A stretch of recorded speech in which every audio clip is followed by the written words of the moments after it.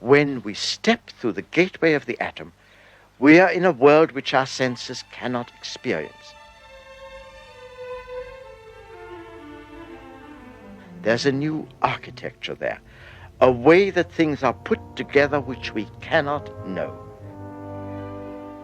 We only try to picture it by analogy, a new act of imagination. The architectural images come from the concrete world of our senses, because that's the only world that words describe.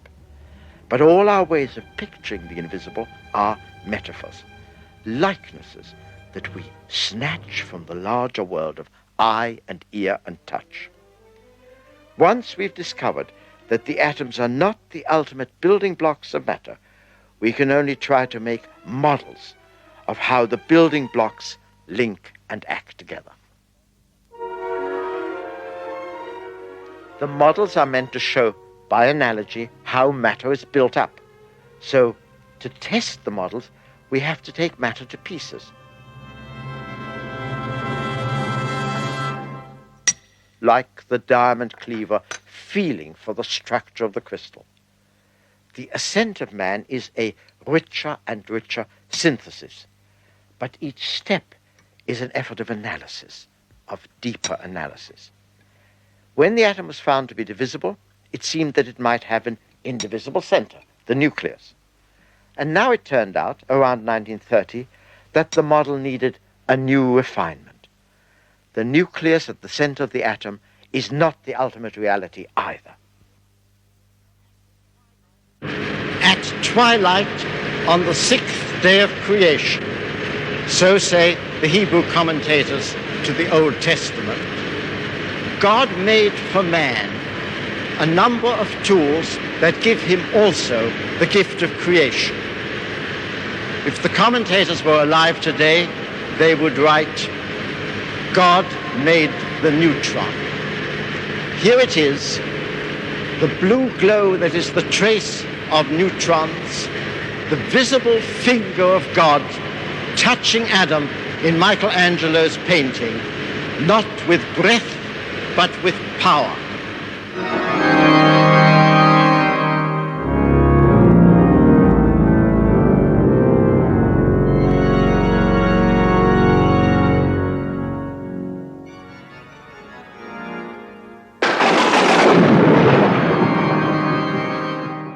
What book is that one, Scott?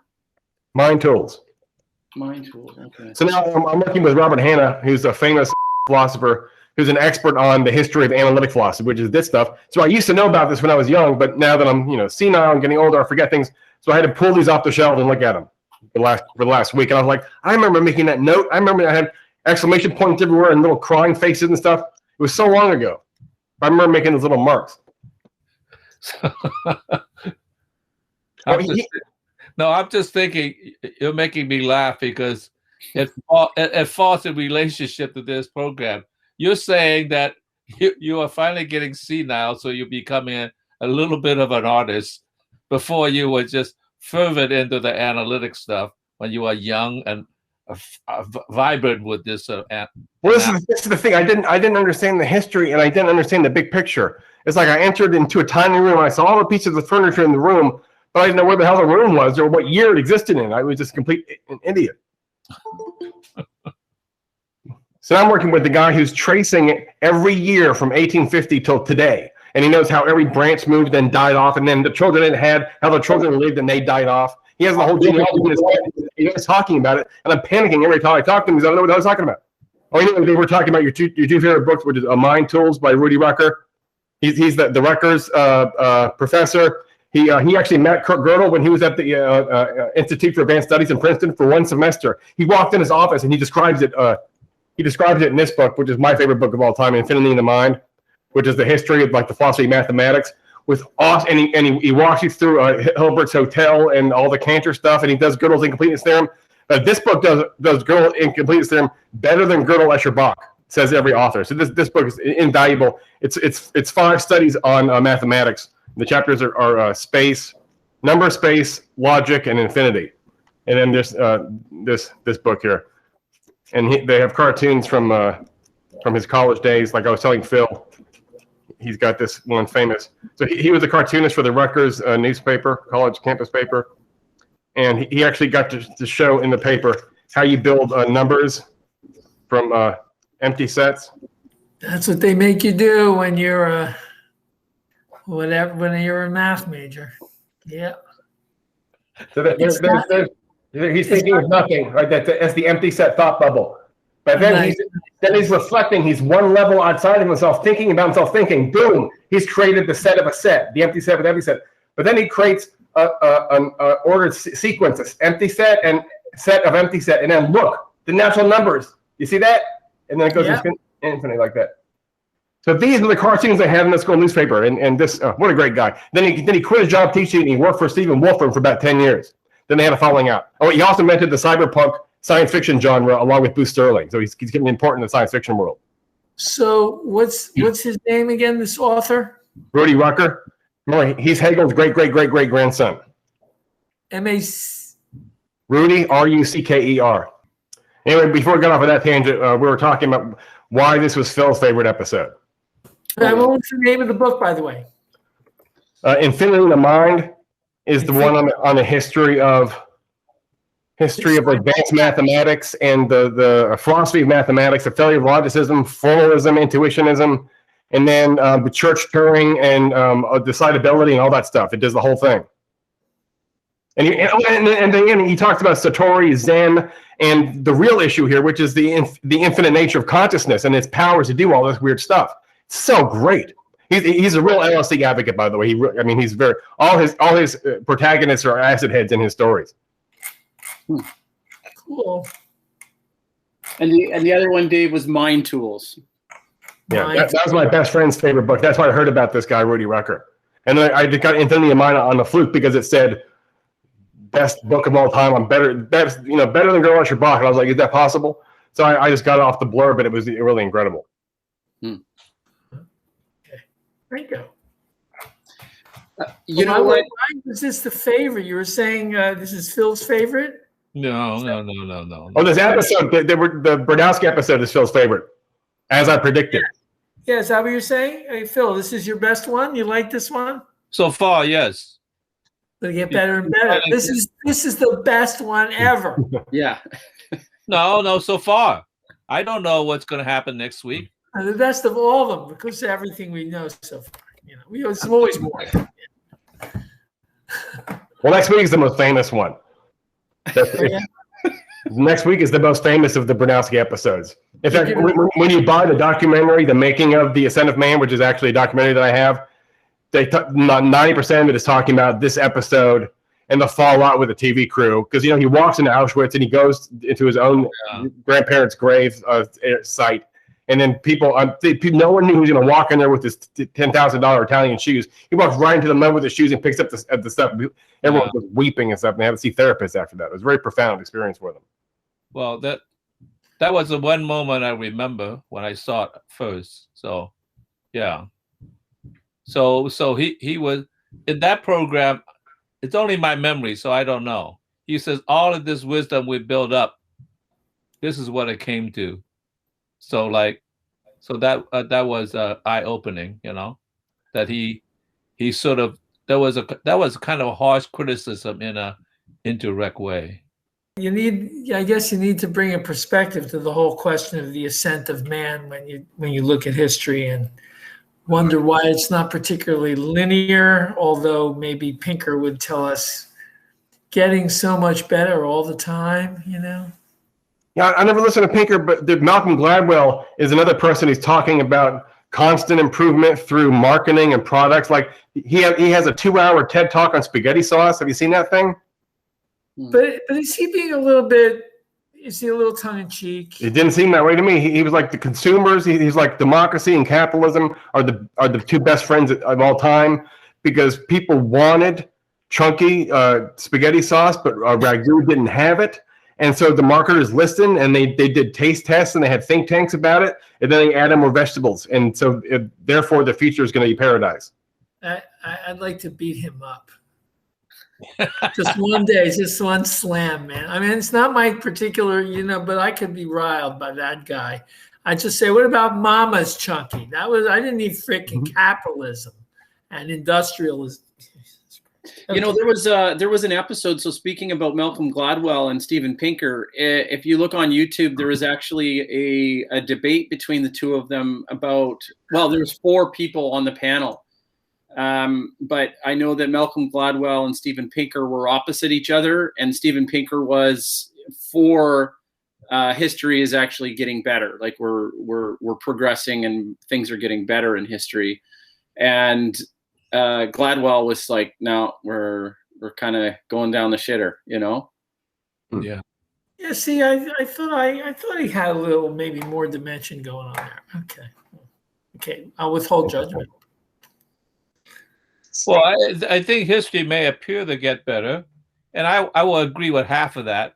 But I think what happened is civilization, at least in the late development, has numbed our senses to such a degree that no wonder things taste better, because we've lost our sense of taste to begin with.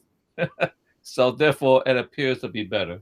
No, Phil, are you referring just to food, or are you talking about like art and cultural? Well, I mean, I'm referring to how I say certainly ordinarily driven market culture. You know, I think there's certain things that escape that, but when you think about things like, for instance, we no longer value poetry. A very few of us do. Let's put it that way. I mean, it used to be a very important thing, even as recently as the 19th century. It was widely appreciated. Right now, it's kind of like people look at you a little weird, like, okay. I mean, they won't slam you right away, but they'll say, well, you're not going to get a job with us, that sort of thing, So therefore, we lost a certain kind of language. And so therefore, we think the language that we do have left is just so much better because we're trained so much on that one track rail that we no longer understand the other way of thinking is possible. Ever since the beginning of this, I've been trying so hard to get you guys to like look at the other side to some degree. I mean, I started liking you guys.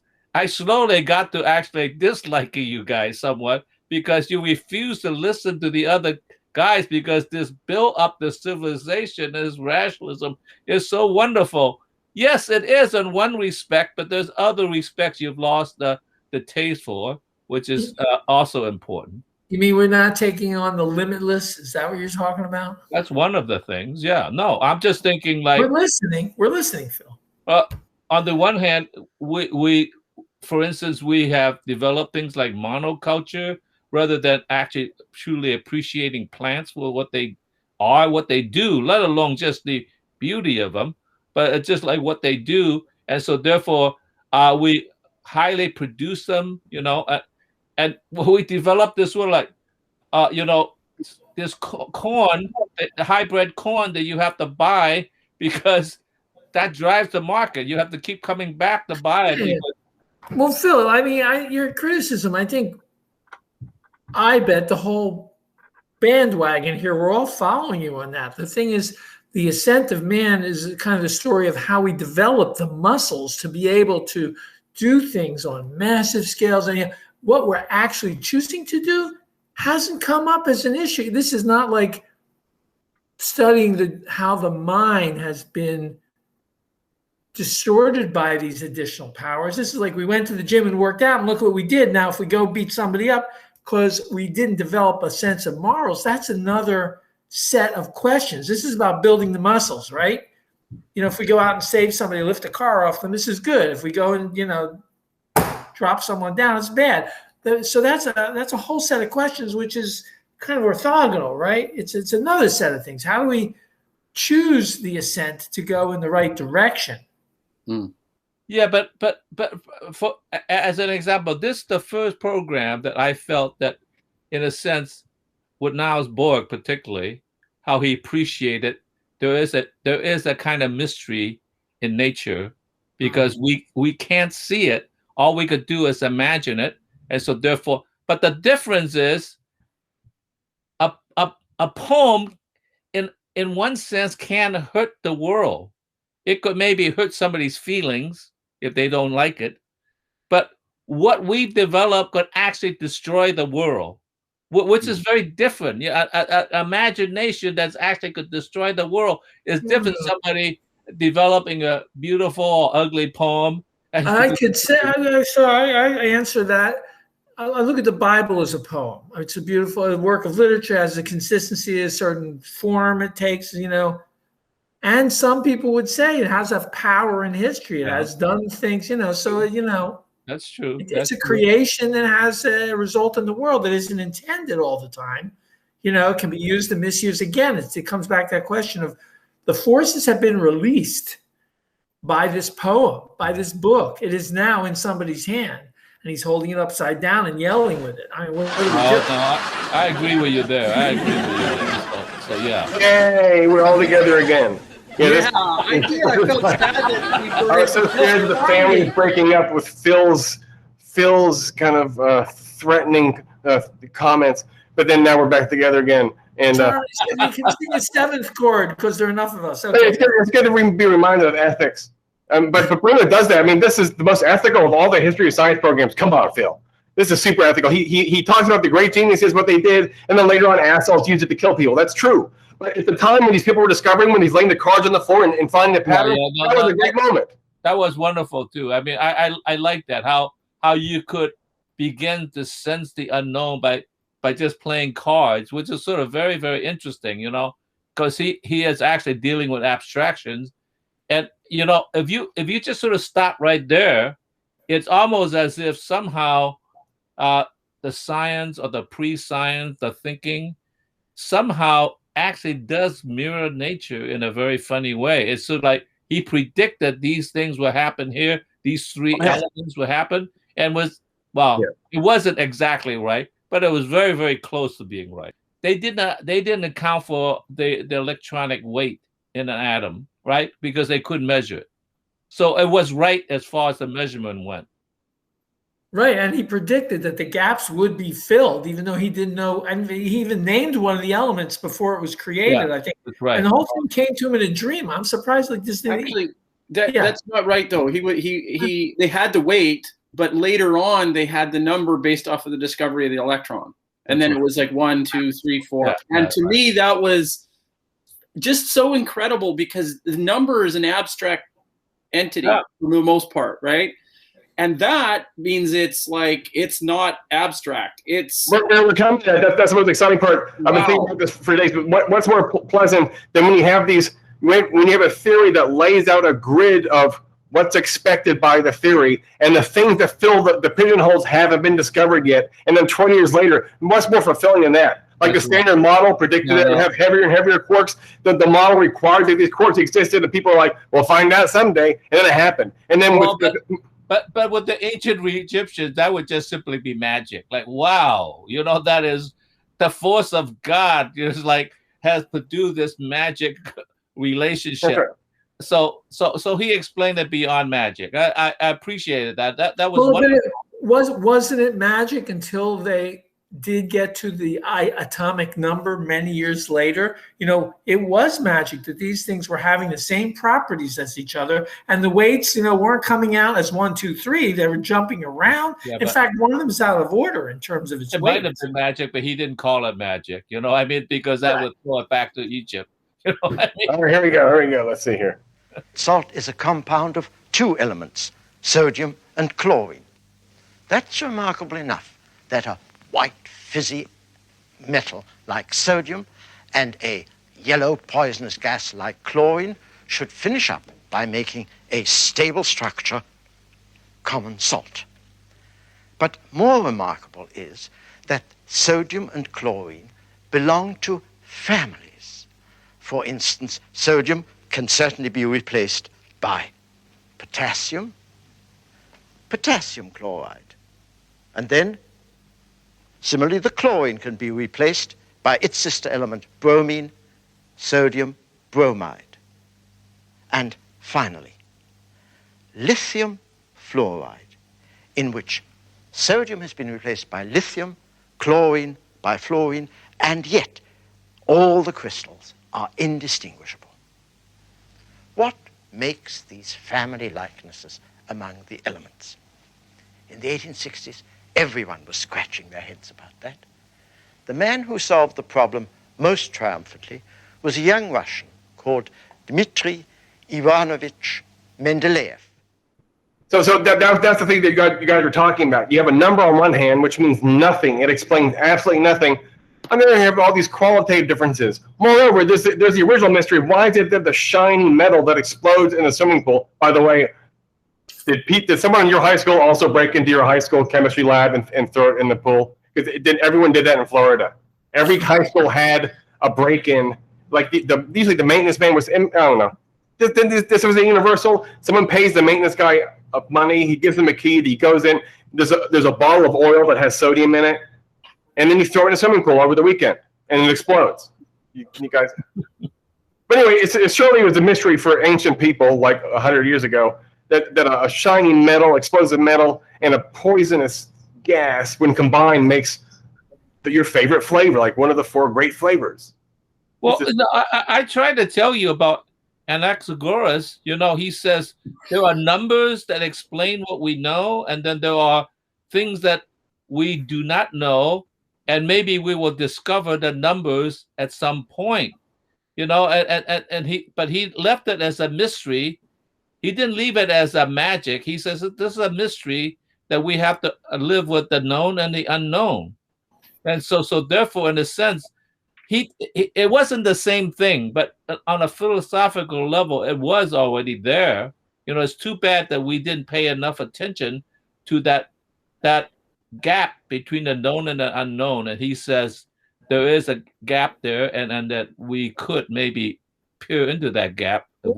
How would we be behaving differently if we took his message to heart? I mean, I think it's just a message of curiosity, right? I mean, I think it's something that plays with the way things unfold and have unfolded, in science, once curiosity was permissible. Right? Well, no, I think, for instance, if we took him seriously, if Plato, maybe he couldn't do it. If Plato took him seriously, he would not have developed of the eternal forms that, in a sense, St. Augustine could then think that is the mind of God. Because the mind of God would be, if you interpret that way, would have these gaps that is unknown yet. You will have an imperfect God, and you wouldn't have this this thing that truncated development, because we all now believe that, like God knows everything and it's all virtuous, even though the state, the church manifested in the wrong way. Okay, I have to step in here on the Plato thing. Plato wouldn't have known how posthumously his thinking and doctrines would have been interpreted by different civilizations and different thinkers, philosophers. That's hard. That's hard to imagine. But if you were to think that. Say Plato were to say, well, is there something better? And maybe we shouldn't describe the imagination as something that is up there, out there, and something that we can abstract into some sort of material sense, right? I love Plato. So therefore, I'm just sort of criticizing him in this sense, because the forms we knew. So he was always living in the past. If we could just remember what they are, everything would be good. If he had recognized Anaxagoras, rather than Parmenides, he would have thought that the forms themselves could change. Oh, I know what you're saying, Phil. You're saying that's a very different idea than the fact that it will be permanent. You're saying that by positing simple qualitative elements, you prevent progress. It's only if you let those qualitative elements be actually surfaces or symptoms of some interior quantitative thing that's discoverable and intelligible. That's the only way to make sense out of this. So when you say that there is a basic greenness, and then someone wonders, gee, how is greenness made? You say, no. Plato says that greenness is an atomic basic given. There's no going behind and going past it. You're saying Anaxagoras with his number theory allows everything to be deconstructed and opened up and seen inside of, right? Something like that? Something like that. It could evolve. That's the point. It's interesting because that's the message. That's the message of this episode, is that they found out that the number game on the floor did explain the geometry of the crystal and the qualitative differences, but they just hadn't filled in the mediating steps yet. And this is the story of filling in the mediating steps. It's a miraculous story. He also the artwork of the 20th century. Yeah. That's what connected would be, that the artwork was allowed to, in a sense, live in a space that was both scientific and yet imaginary. It was a very important moment. So can I clarify something that so the other way to look at this is that a move away from Plato is a move away from the quest towards the absolute. Would you guys agree with that? Yeah, I would agree with that. Yes. It's almost an obsession to move towards an absolute, the immutable truths. No, I think physicists are after the absolute. I don't think there's anything wrong with the absolute. But that's like saying we want to reach the theory of everything. We want to have it on a T-shirt. We want that total, comprehensive, and minimal symbolic expression. That's what's better than that? I mean, that's absolute. It's a vague term. You need to define what you mean by absolute. I don't think it's a bad word. But there may be no termination to that sequence because, as Dave's brought it together. My friend Jorgen. I'm going to change that slightly. I'm going to change that slightly. Maybe the absolute does not change, but our understanding of the absolute would definitely change, because this is about understanding, right? Not the unknown, because that's always unknowable, but the gap in between, that we could come to know at least part of the unknown. So did Plato say that, did Plato's forms, are you saying that we were supposed to actually entirely comprehend them, or we were vaguely discerning, and then our own knowledge had to evolve as we got closer to the absolute, in which case he's allowing for the evolution of human knowledge towards that's why I think in a sense Plato was misunderstood by the Neoplatonists, because they made an absolute. For him, it was what, an aspiration to reach for that, right? So just like we now have a problem with the Constitution, because the Constitution is a good thing as an aspiration to reach for that, but we have an institution of how it's manifested in the world, which is completely different. That gap, we don't want to give up the aspiration, but we also got to recognize the manifestation of the aspiration as what it should be. So don't confuse the work in progress with the asymptote that's motivating it. That's right. Very good. All right. I wanted to throw in one more. I'm not sure if the asymptote covers this case. What do you do with this case, Scott? This is like, I'll call this the negative infinite case. Negative infinite. Jorgen Rennenkopf, one of my roommates in grad school. So it's like, well, I think I've said this before. So they built, the new super collider, and they're spitting out new, spits and all this. Well, the caveman originally hit the rock and the flint and the sparks came out, and now we're getting to a finer and finer level, and we're hitting and we're getting the sparks come out. That's right. What exactly have we done that is different? And when do we think it's going to finish? Suppose there is no end to this at all. I know, okay, the lepton can't be divided. Remember, the atom is the thing that can't be divided. So we're going to say it's inappropriately named as soon as you get to J.J. Thomson, because he divided the thing. So just as a sketch, three things come to mind. First, there's a practical limit, like how fast can we make particles move, which increases their mass, which approximates the farther and farther back to the original moment of the Big Bang. Asymptotic.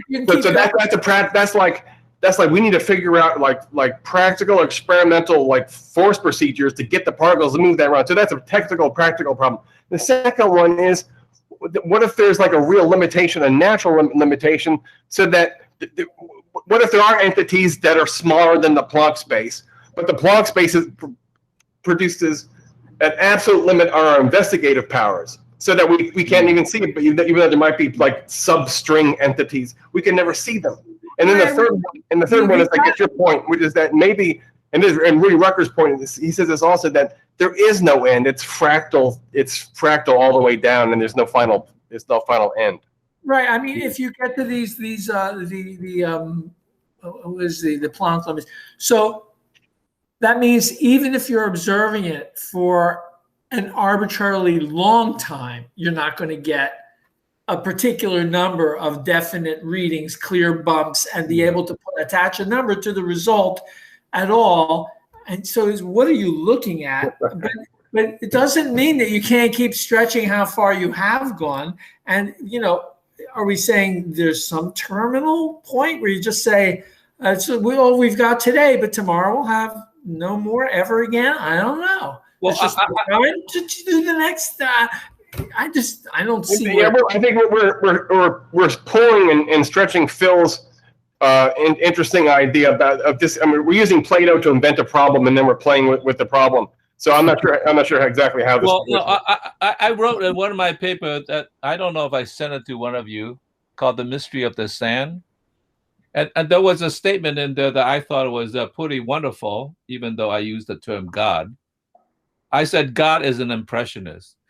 He's not a realist. He paints in a blurry way. So I think maybe at the very, very end, if there is an end, that you can never get there because it's just sort of muddy and blurry at that point, and all you could do is get an approximation. That is the end of the row. That is, in a sense, you're really upsetting the determinists. Well, that's true. That's true. And I theorize. I have no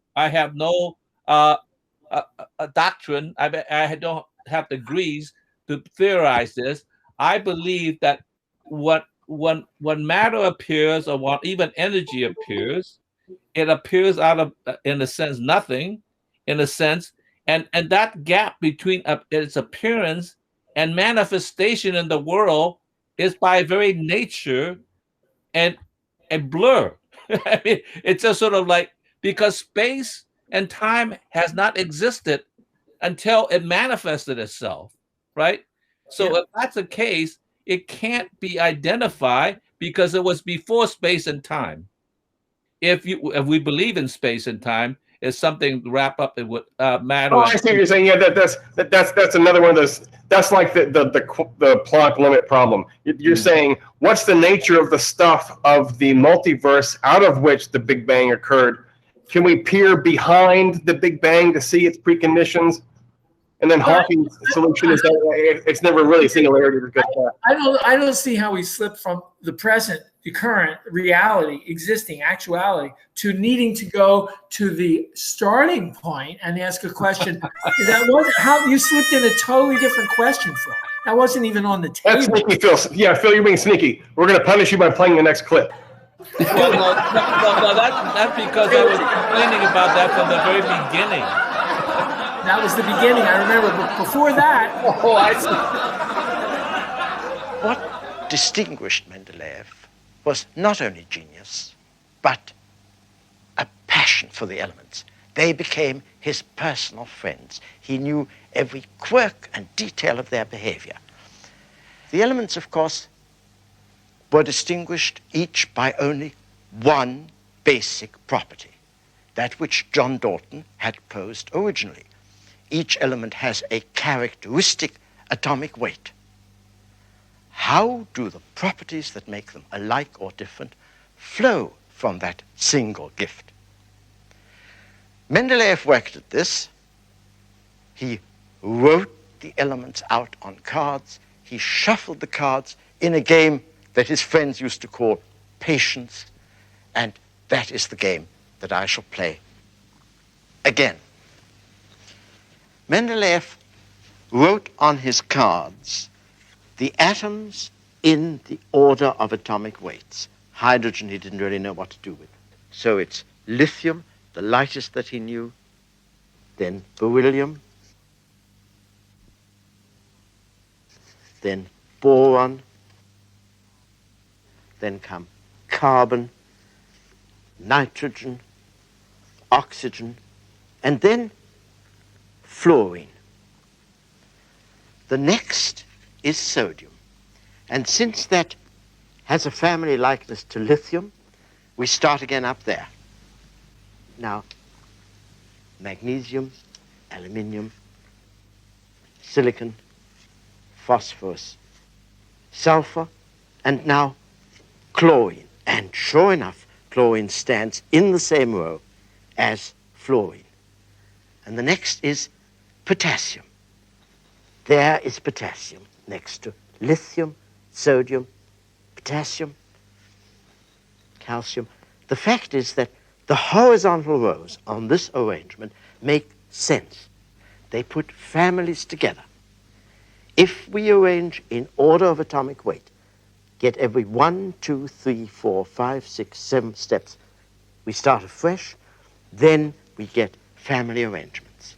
So, you know what? I'd like to make 2 comments. First, people must have been all happy when they saw that it was 7, right? Because that's kind of biblical. And because there are 7 planets, remember that their first model universe, the soul was with God and the stars. Like the stars was like a black sheet. If you look behind it, you'd find Yahweh on the throne and a bunch of angels. But your soul was living up there, and it would fly down and would pick up a flavor from each of the spheres all the way down. And finally would come down to earth, and you start crying as you come out of your mother. So people thought that 7 was a really important thing. So imagine what these guys thought when they're like, holy shit, the period is 7. I mean, that's a stupid comment, I guess. But the real thing is, how incredible is this experience to see that the graphical user interface of the window is really just a joke, and it's really machine code. So they saw, you know, when you think of calcium, what do you think of? You probably tasted talc and have in your life at some time. So you're thinking taste, you can smell the talc, you can feel it, it's white, you know, oyster shell and all this stuff. And then to go from that white tactile thing to the atomic number of calcium, which is like, what is it? Christ. Now, anyway, to be there in that gap between the atomic number and the world of qualities that seem to have nothing to do with that number must have been an amazing experience. Well, you know, I had an interesting experience in this sense when I saw it. On the one hand, it seems so much like tarot cards, right? You lay down these cards, and it's like there's a kind of magic. But then on the other hand, the contradiction to that is that it described the relationship so carefully. I was beginning to actually believe that there is actually a correlation, a one-to-one correlation between language and the representation of the world.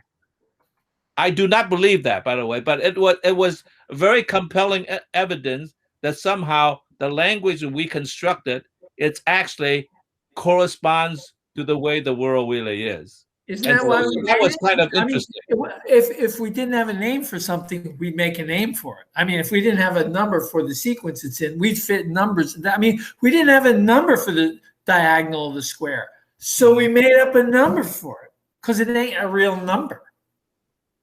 It's not a 1 or a 2. It's not even a ratio. I mean, what are we going to do? Well, make it up. That's when language goes diagonally. Like wherever that's one of those Gödel things.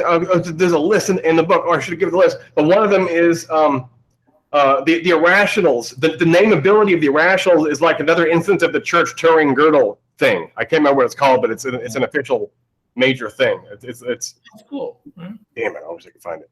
Well, it's a diagonalization of thinking, and it's funny. Maybe that's why we call it diagonalization, because that rips you right out of the system you were in. Gives you another dimension. It implies there was another dimension, and you crossed through that dimension instead of going on the corners. You went right through it, and that's diagonal thinking. So, but it's out of the box next time to mix metaphors.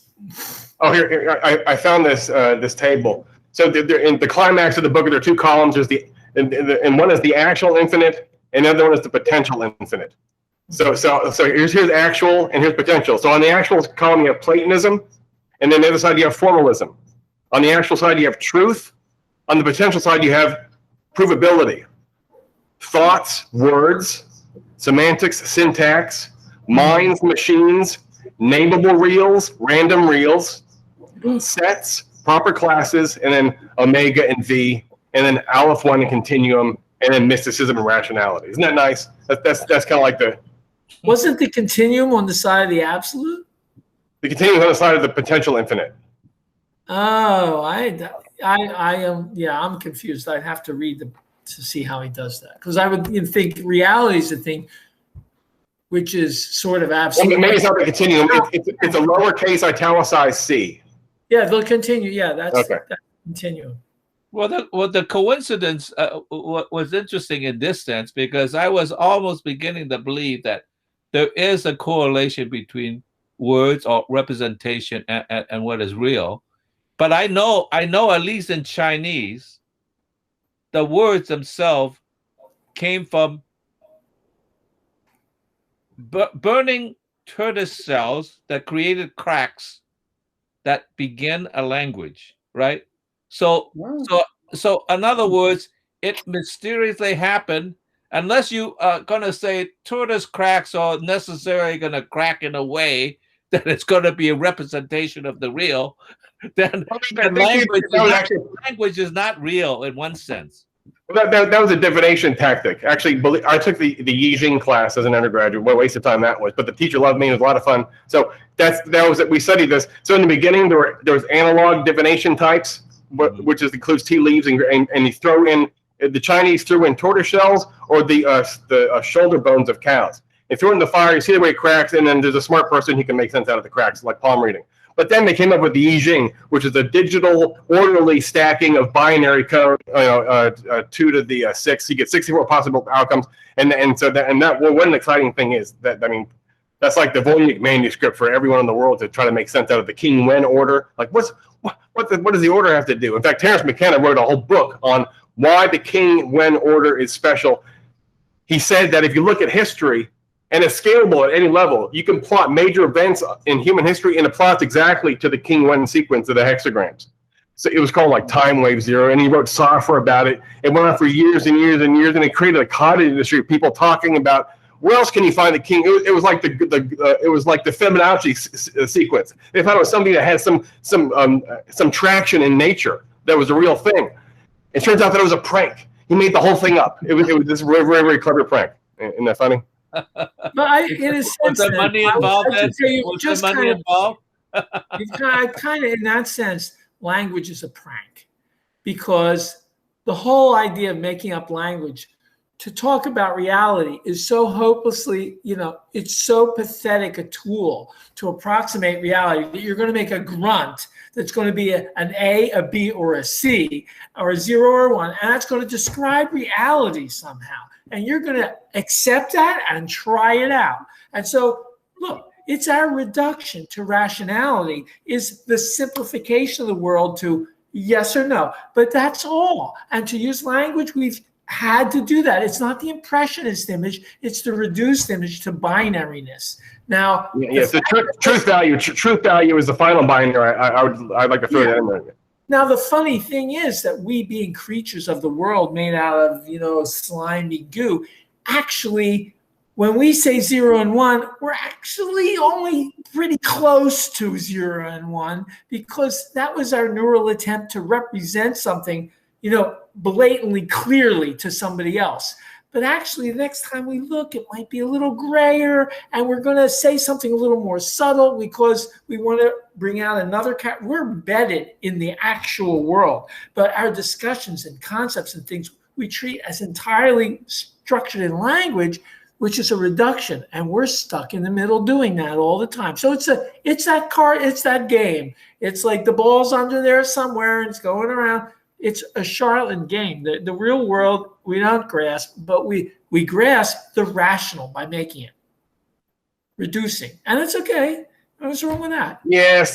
When I was young and I would take acid, I would think about this and how it was impossible. Like you have a finite language. Forget the language. Language is irrelevant. You have a mapping or an intelligibility apparatus that has to be finite and completable. It has certain limitations on it. And our quest is to ingest the infinite and reduce it to something intelligible. And we know that this is not possible, but we can't stop trying.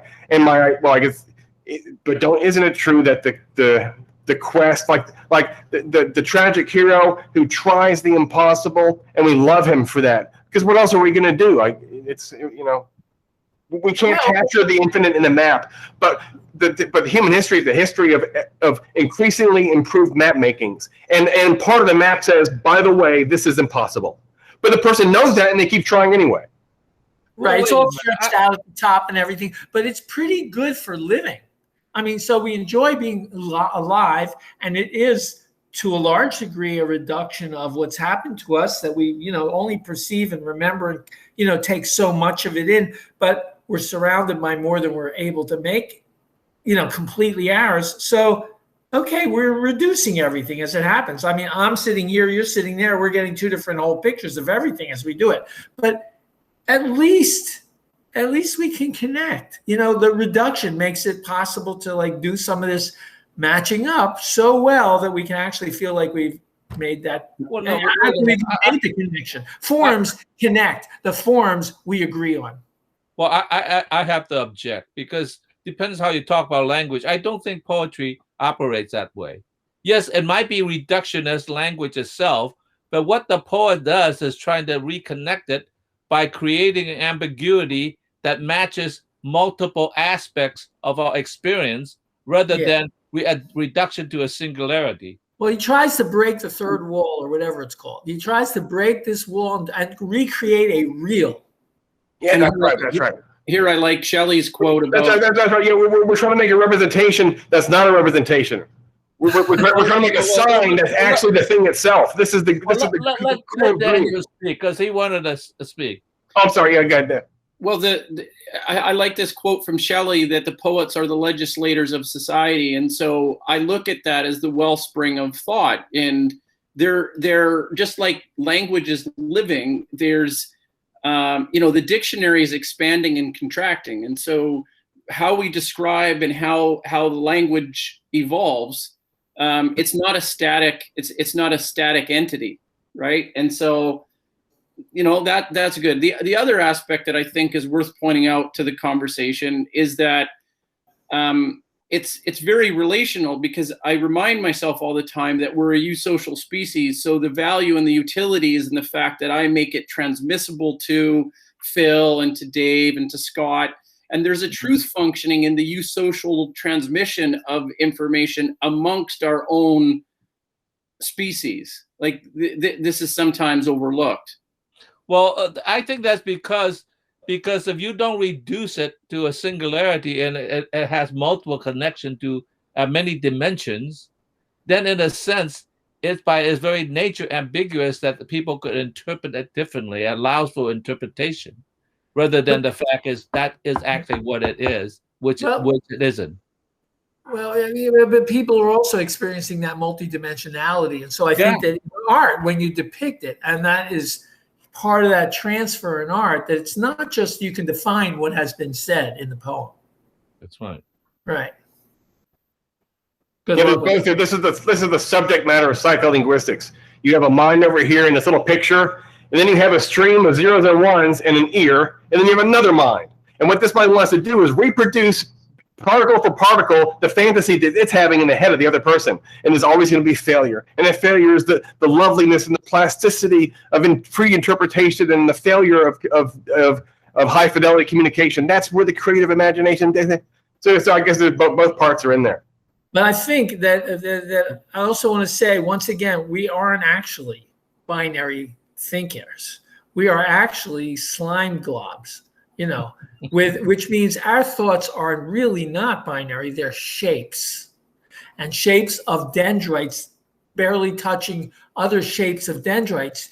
It's so non-binary. It's how connected is contact to effervescence in your mind and my mind. Really different. That's right. Yeah, we're modeling, even though our experiential truth situation is slimy and analog, our whole work is using the materials of the digital in order to capture this stuff, and running up and limitations in the formalism. Like the formalism always fails, but that itself is the thrilling greatness of all this. Of this whole infinity knowing and history of mathematics, it's like the discovery, the failure, these diagonal proofs that go to complete the theorem. These are like mystical, like divinity level revelations, aren't they? But we know that about our own reduction. We recognize that I'm not telling you what I mean exactly. That's pretty cool. I have a favorite quote. Give us an edge on that? Anyway. I have a favorite quote that I'd like to read you guys. It's from Peter Schaefer, and he put it to Arnold Wesker. And it has to do with transmissibility, okay? So famous inchoate energy funneled through the shape, and only so, reconstitutes itself as furious energy in the brains and psyches of its recipients. Reconstitutes itself because of you. The fire which started in the playwright's head must get dimmer and dimmer as it grows in the communal imagination of an audience. Your job is to convey sacred flame in a vessel. You can say, look at that vessel smoking on the stage. How miserable. I have seen the volcano, and all I caught is one wretched tongue of fire. But that tongue, properly placed and focused upon, is the volcano.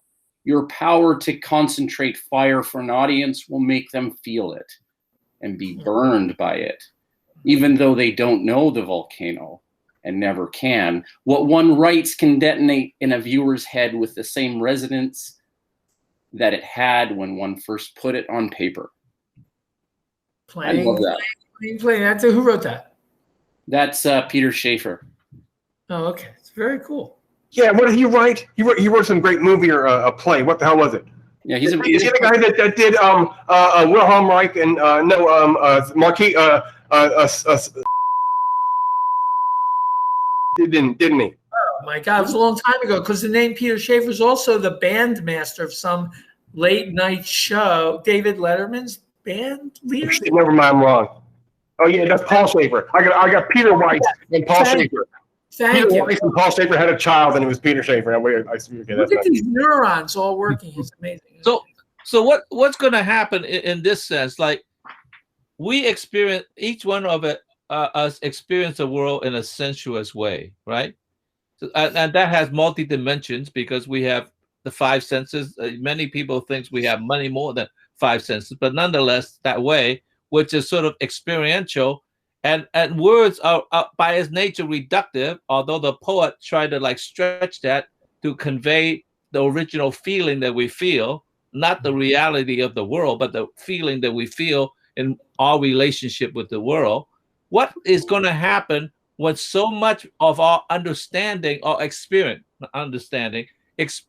of the world is through a digital media, which is already mediated and reductive, that we can no longer, we have then a kind of a symphony of a reduction, or that's partially reduced, because we don't have a true experience of the world, but only the experience of a reductive world that's been mediated through media to begin with. Yeah, so why is this problem postmodern? Is that problem worse than the invention of the printing press or writing? I mean, they're all reductions. They serve us. Yeah, this is but that's not true though, because even with the printing press, or certainly with writing from the very beginning, it does not dominate your experience. Your experience in the world as you touch the soil, you smell the earth, you do all these things that comes to you sensually, and what's overlay on top of it is a reductive idea. You could deal with that. But now if the information itself comes through already reductive media, then how are you going to be in touch with the world as it is? That's right. So it's on a gradient. So even though back in the days of the printing press, people were still swimming in culture, you're swimming in language, and it's mass produced, and so you're not really tasting things directly. It's always mediated by language. But now it's worse, because babies sit in front of TV sets, so they're being fed the manufactured and fabricated from time zero, and there's more of that than there is actual blades of grass and mosquitoes. So it's on a continuum, I guess. This year we couldn't actually meet real human beings in person. I think that's right. That's right. Bad year for that. I know I'm feeling the burden you're talking. There were a number of gaps, and Mendeleev singled out 3. They stand in these 3 places. The one that I've just pointed to, one here in the same row, and one here. And of them he prophesied that on discovery they would be found. Not only that they would have the weights that fit into their vertical place, but that they would have these properties. For instance, this most famous, what he called eka-silicon. He predicted the properties of with great exactitude. It was nearly 20 years before it was found. It was found in Germany and called not after Mendeleev, but germanium. Mendeleev had predicted that it would be 5.5 times heavier than water. That was right. He predicted that its oxide would be 4.7 times heavier than water. That was right. These forecasts made Mendeleev famous everywhere except in Russia. He was not a prophet there because the Tsar did not like his liberal politics. The two parts of that are, one, what the hell is the transformation rule from atomic weight and later atomic number, once they just make the neutron-proton distinction, to quality? It just there's too many steps there. So that's why people hate this. We know that red is, what, nanometers? But the transformation rule is missing. And then the other thing is the greatness of the theory. That's a sign of success. When the symmetry or the grid of the theory demands that certain things exist that don't exist, and then you discover them, that doesn't get any better than that, because you really have seen to the bottom of things. Yeah, no, that was a part that I expected you to show from because that was a mystery to me. It was very, very interesting how he predicted that. But the question I have is, why did he single out those three? Why not the one that's directly at the bottom of the third row? You know, it's like it's interesting that he only Well, was it because he was more focused on those three that's missing? I think he actually had like a lot more cards. Okay. Yeah, right. I was curious about the name of Patience for the card game, and I was wondering if it actually meant just that specific game of laying out the elements, or if it had some sort of other meaning of what the game Patience was about. I didn't know. And then I thought, in the spirit of somebody that's such a great educator, wouldn't it be nice to see children and adults play Patience in that way again? You know, I mean, it just kind of seems cool, like this, like reinventing of this game Patience. Like, what is it? It's got a really, it's like it's got such a history. It's such an amazing story, right? Yeah. But you couldn't invent a game called Patience, because I think the meaning of Patience is that you have to wait for the discovery for it to happen. So because you're playing the game essentially blind, right? So you have to wait. And I think that's important to know, that, you know, you can't expect next day it's going to appear like, you know, like the eclipse. Next day, you know, you do a dance and suddenly the sun rays appear. You have to wait. And the waiting was part of the game. It was a good name. But you can't expect to invent a game, expect a children to say, wait 4 years, wait 5 years, you know, like, and then we'll finish the game. So this example we're looking at, there was a degree to which it did what Scott says. It sort of explained you belong somewhere on the chart and said you're on the same row, so you have the same properties, but your weight didn't automatically have any relationship to the other weight of the element before you over there. Like lithium and potassium didn't have related weights. Potassium was just heavier, you know, and they weren't exactly in strict integer relation with each other, or they were just sort of ordering there. And it wasn't clear, you know, about its combining.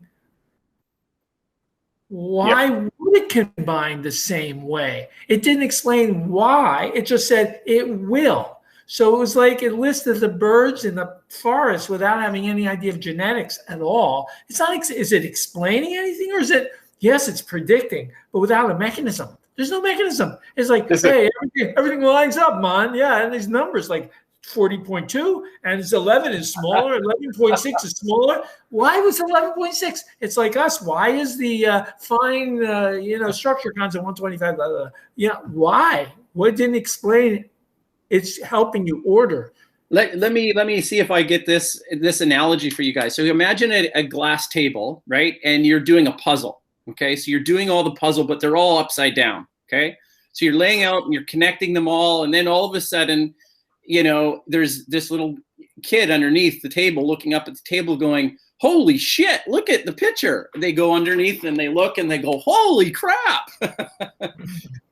I think it's one of the coolest things, to see the electrons and the number system like that on all those properties. I think it's one of my favorites so far on the series. But he never had that satisfaction. He never had that satisfaction. I don't think he lived until then. Maybe he did. That was so nice. So you said the patience is even further because it had to wait even another step for them to discover the electron. Yeah, okay. All right. He knew they were building a puzzle. Like he was putting it together. He's like, he knew it probably had a completion. This is the climax. I broke this up, I guess. Maybe it's good because I built so much tension and suspense in the group. So we're going to articulate what everyone's just been saying. Here you go. The underlying pattern of the atoms was numerical. That was clear. And yet, that can't be the whole story. We must be missing something. It simply does not make sense to believe that all the properties of the elements are contained in one number, the atomic weight, which hides what? It must hide some internal structure, some way the atom is physically put together, which generates those properties. But of course, as an idea, that's inconceivable so long as it's believed that the atom is indivisible.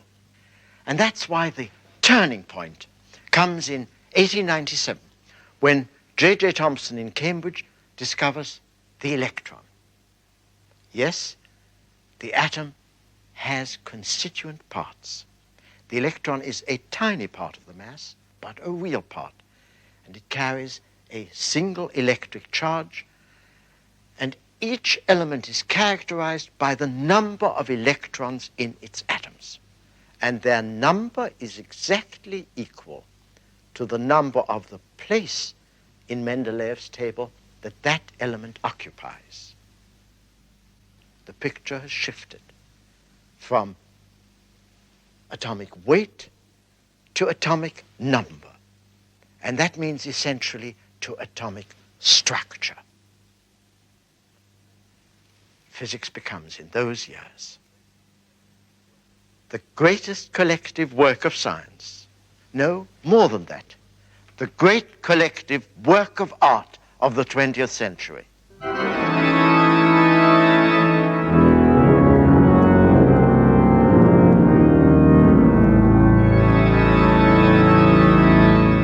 Spoken like a true objective physicist.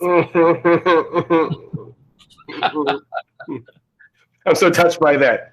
That was quite a move. That was awesome. He's a good producer. So it goes from weight to number, and then later on they realize that, oh my God, the electron is everything. Because all atoms see from each other are the outer electron cloud shapes. All that matters is the polarity on the outermost shell, and that determines the whole handshake and API of all of nature. And then the nucleus doesn't even matter, practically.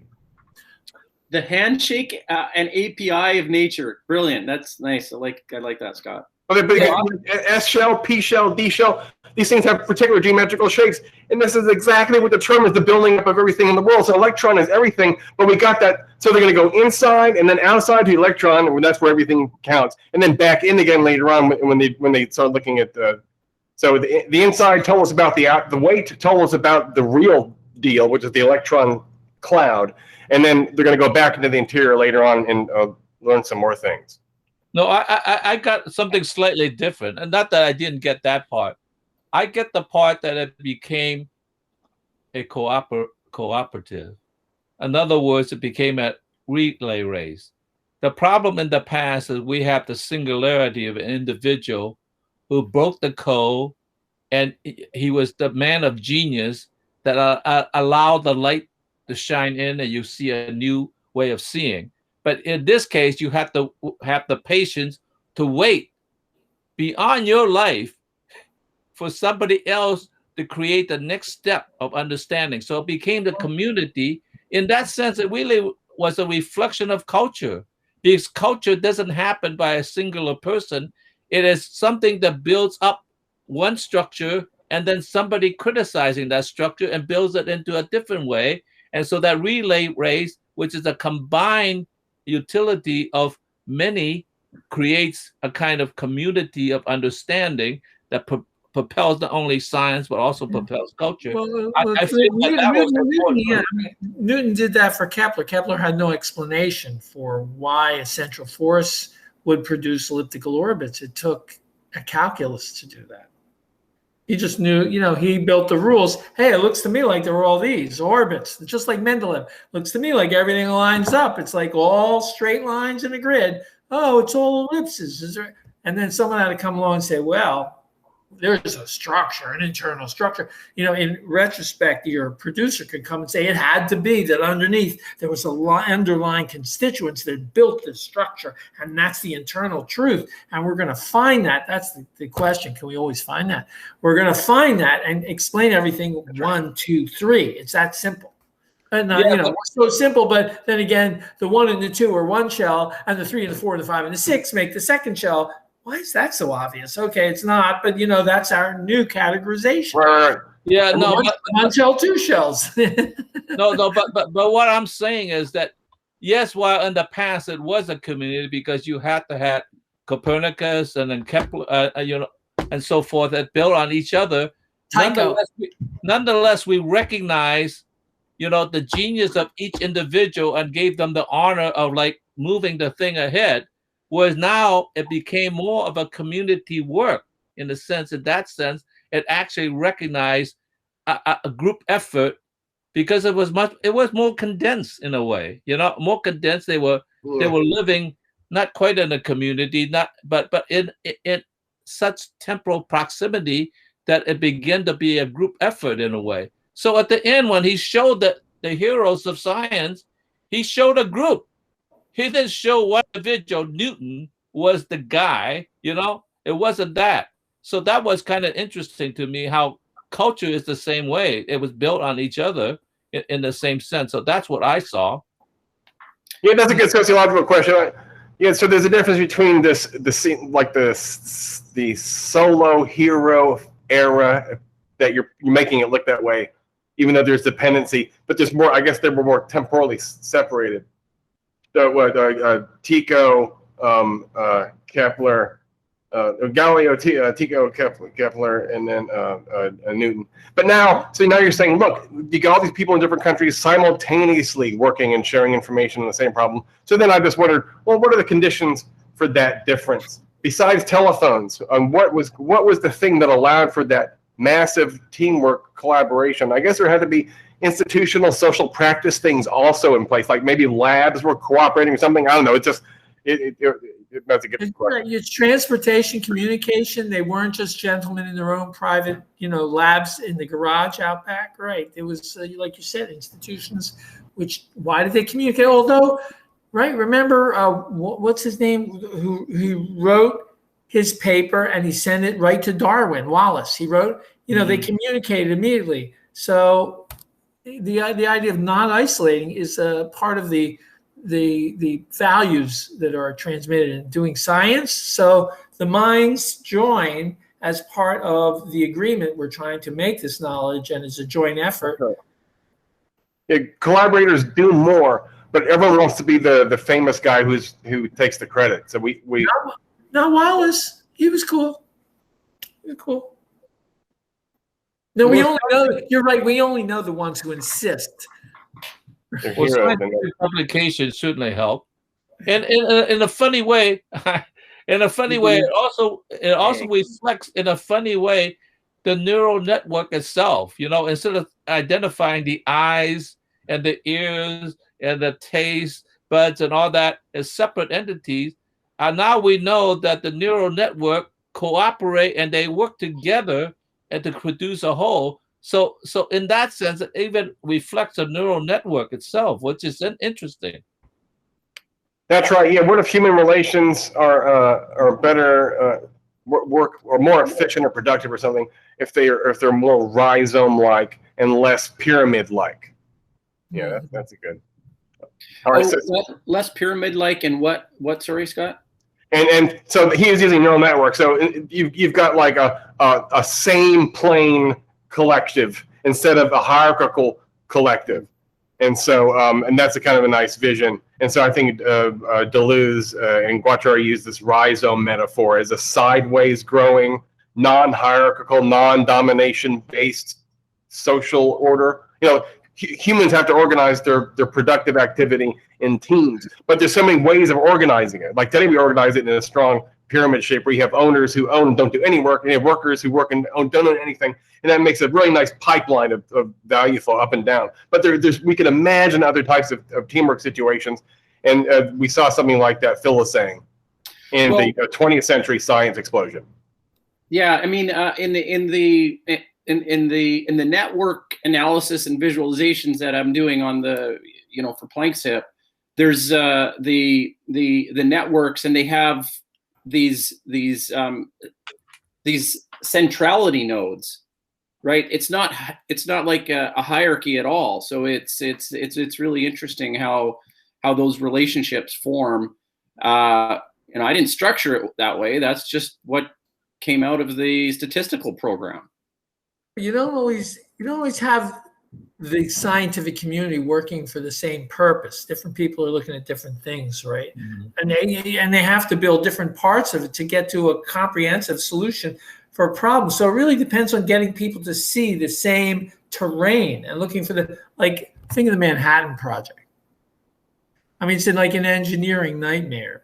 And or think of creating a light bulb. How many things do we have to try to get this to work, right? You have to focus a team. So sometimes it makes sense to have the structure having a pyramid in it, Mm-hmm. Maybe the type of the problem. Well, yeah, I forgot about the division of labor, that it's not possible for any one human being to make an iPhone or a car today. So it's totally impossible for anyone to discover God's final fingerprint by himself. It's going to be ARPANET, right? It'll be ARPANET and a whole bunch of labs and telescopes all around the world connected together. And in the 9 billion names of God, how many monks did that take? Right? Well, but the Manhattan Project was particularly a problem because there are certain things that you have to keep isolated in order to keep it from the Russians and anybody who's going to spy on the network. So even the workers themselves are isolated because they know their part, right? So that's a very interesting thing. They had a network, but the network was truncated because of the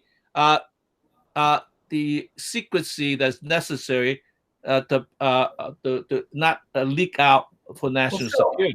I'm not sure that's a generically special problem, because I think in science there are channels that don't talk to each other anyway. Yeah. There are mathematicians, you don't talk to them unless you need this, and yet you're going to need their work anyway. So it may not be an imposed secrecy, but there is a certain kind of secrecy. Only certain people can travel across water, walk on it and make that jump, like Fermi, who could go talk to anybody.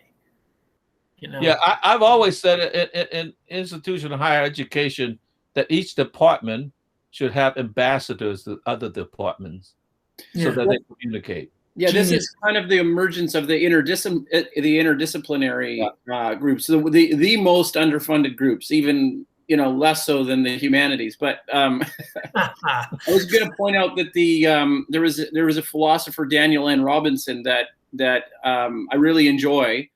He's an Aristotelian, and he thinks that the contemporary condition is such that it's just we lack a teleology, we lack a goal. And I would add to that we lack limits in science to say, look, let's put a limit on that. Let's focus on this. Manhattan Project, I'm the climate change guy in the room. Guys, get together. Let's solve this. Let's focus on this, like the Manhattan Project. Let's come to a consensus, and let's all stick behind it and move towards it. But you can't do that. That's command theory economics. We let the free market decide what our scientific geniuses are going to do. And it's just a fact that you make more money selling weapons than you do selling vaccines. So, come on, be an adult. All right. Scott, we have to have your special. Scott. But you have to have something that goes on when you're doing a tongue-in-cheek rant. Okay, so I've waited 6 months because I've been dreaming about showing this to Phil. This is the special Phil section. And when I make the video out of this episode, we're going to have a brief biography about Phil in 30 seconds before we show this video.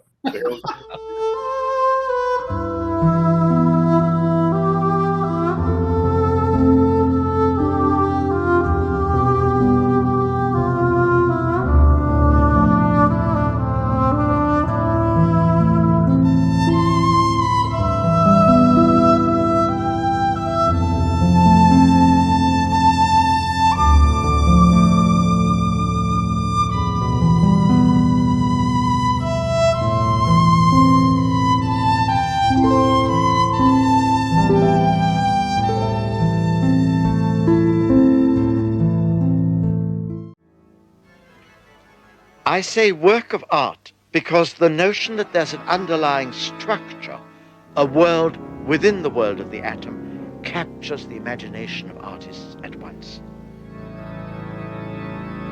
Since the time of Newton's optics, painters had been entranced by the colored surface of things. The 20th century changed that. Like the X-ray pictures of Röntgen, it looked for the bone beneath the skin, and for the deeper, solid structure that builds up from the inside the total form of an object or body.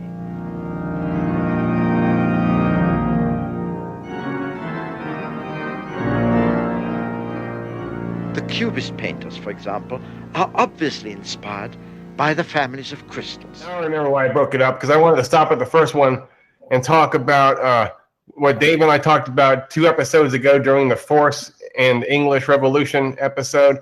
Remember the sad day that the Apple and 8088 machines gave way to the encapsulated off-limits consumer computer, the Macintosh, and you were no longer allowed access to the guts. And then for me, the ultimate symbol of this hatred of complex interiors is the iPhone, whose dream is to become just a monolith of glass, a completely featureless rectangle. But who really likes that? Who likes perfectly smooth globs, like?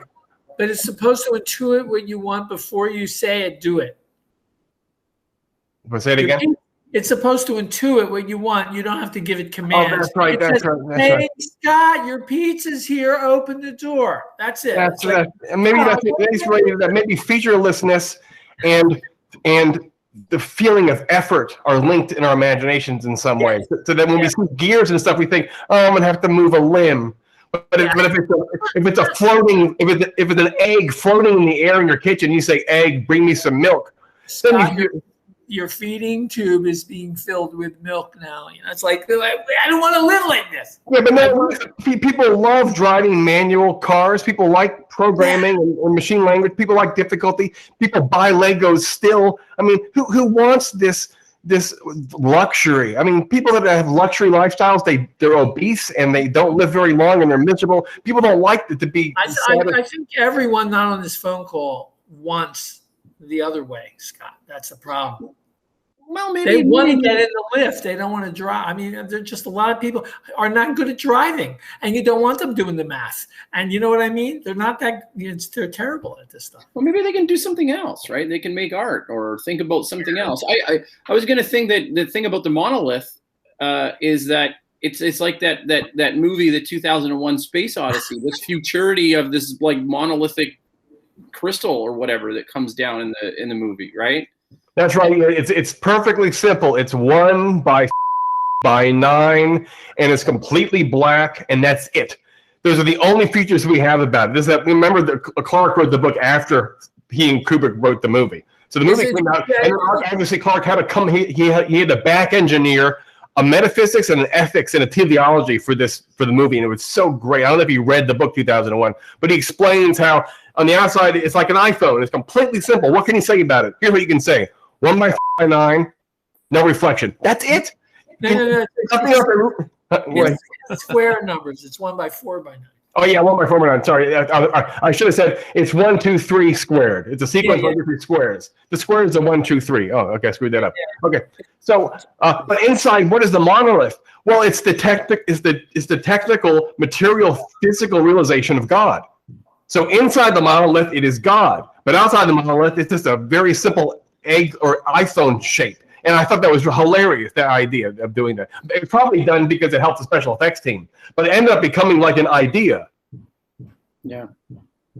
Well, wait a minute. The way you're talking about it makes the iPhone almost seem like a fascist icon. I'm not sure if that's true. You know what I mean? Because a fascist icon is something monumental. Of course, you know, iPhone isn't monumental, but in a sense, the structure might be that way. So that it's patronizing, right? Yeah. So I'm not sure if that's the case, but that's an interesting interpretation. And if it's so, then it seems like a lot of people are gravitating to this sort of like fascism in a disguised way, which is sort of interesting. I think that's a good analogy for fascism. It's someone who is happy with a inoffensive, meaningless surface and is happy with being completely ignorant about the interiors. Like most people in America, they're like, they just want to make sure that the Chick-fil-A tastes the same today as it did yesterday, and the grocery store hours the same. Dropping bombs on other people in countries, that's not on the radar. Who cares about that? People in the ghettos getting shot, no one thinks about that. If you have a job, you don't really care about the unemployment. So that's the dream of fascism, is to have people smiling, dumbly smiling at pretty surfaces and being completely happy not to know what's behind the smooth iPhone surface. Other people want. I want my phone to be transparent. I want to see every wire and every chip. I want to get lost in a chaos of intricacy. I mean, what's more fun than that? You're very religious, Scott. Well, I thought at the shopping mall, you can buy telephones that are transparent. So I'm not the only one who likes. And what about watches? What about these $10,000 Rolexes that they advertise in these shithead magazines? The whole point of the Rolex is like, our engineers spent 10 million hours using an electron microscope, and like you realize the point of this is not to make an accurate timepiece. That would be something that sends a signal to Denver, right, with the cesium clock. The point of these watches is precisely the difficulty and the labor and the effort and everything that we're supposed to hate in the egg iPhone bullshit. Well, I thought we were going to talk about cubism to a certain degree, and yet we drifted into this other dimension.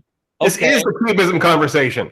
What I would say about cubism that captured a lot of people's imagination is not only that it show an inner structure, which, you know, like the artist is always thinking about making the invisible visible. That's an important part.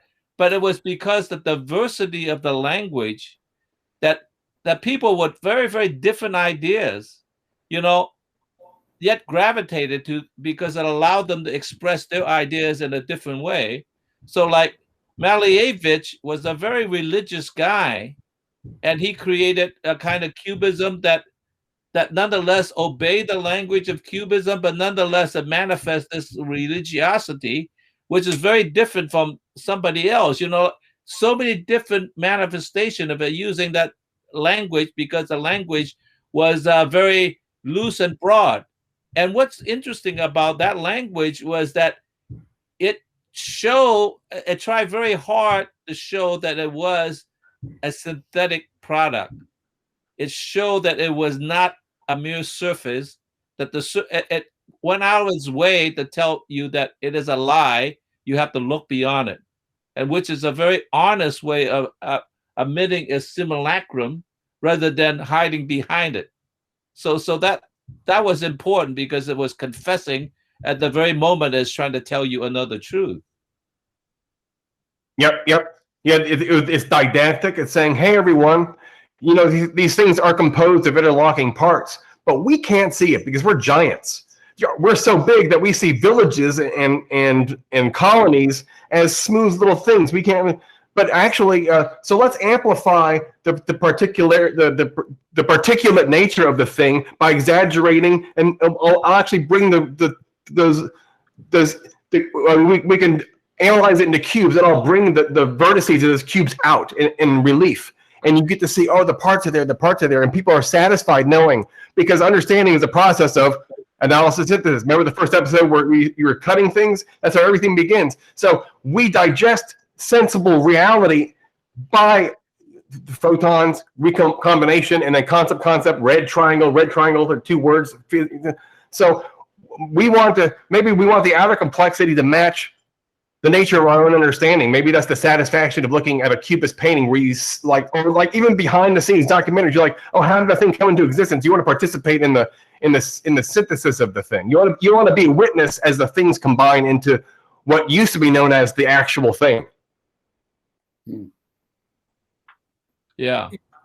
Interesting. Well, what it also does, by defocusing the representation, what it does is also, created, what I would call the object matter, and that the real subject matter was above that. In other words, the human mind thinking about these things. So in a sense, there was a two-way communication where the surface structure pretends to tell you something, but it's telling you this is a lie to begin with. Now let's engage on another level conversation, which is about the ideas, which is what we're talking about, So that's right. Yeah. It's a transformative translation. Mm-hmm. You're not just taking it apart. You're taking it apart and recombining it in order to convey something. Yeah. The Cubist painters, for example, are obviously inspired by the families of crystals. They see in them the shape of a village on a hillside.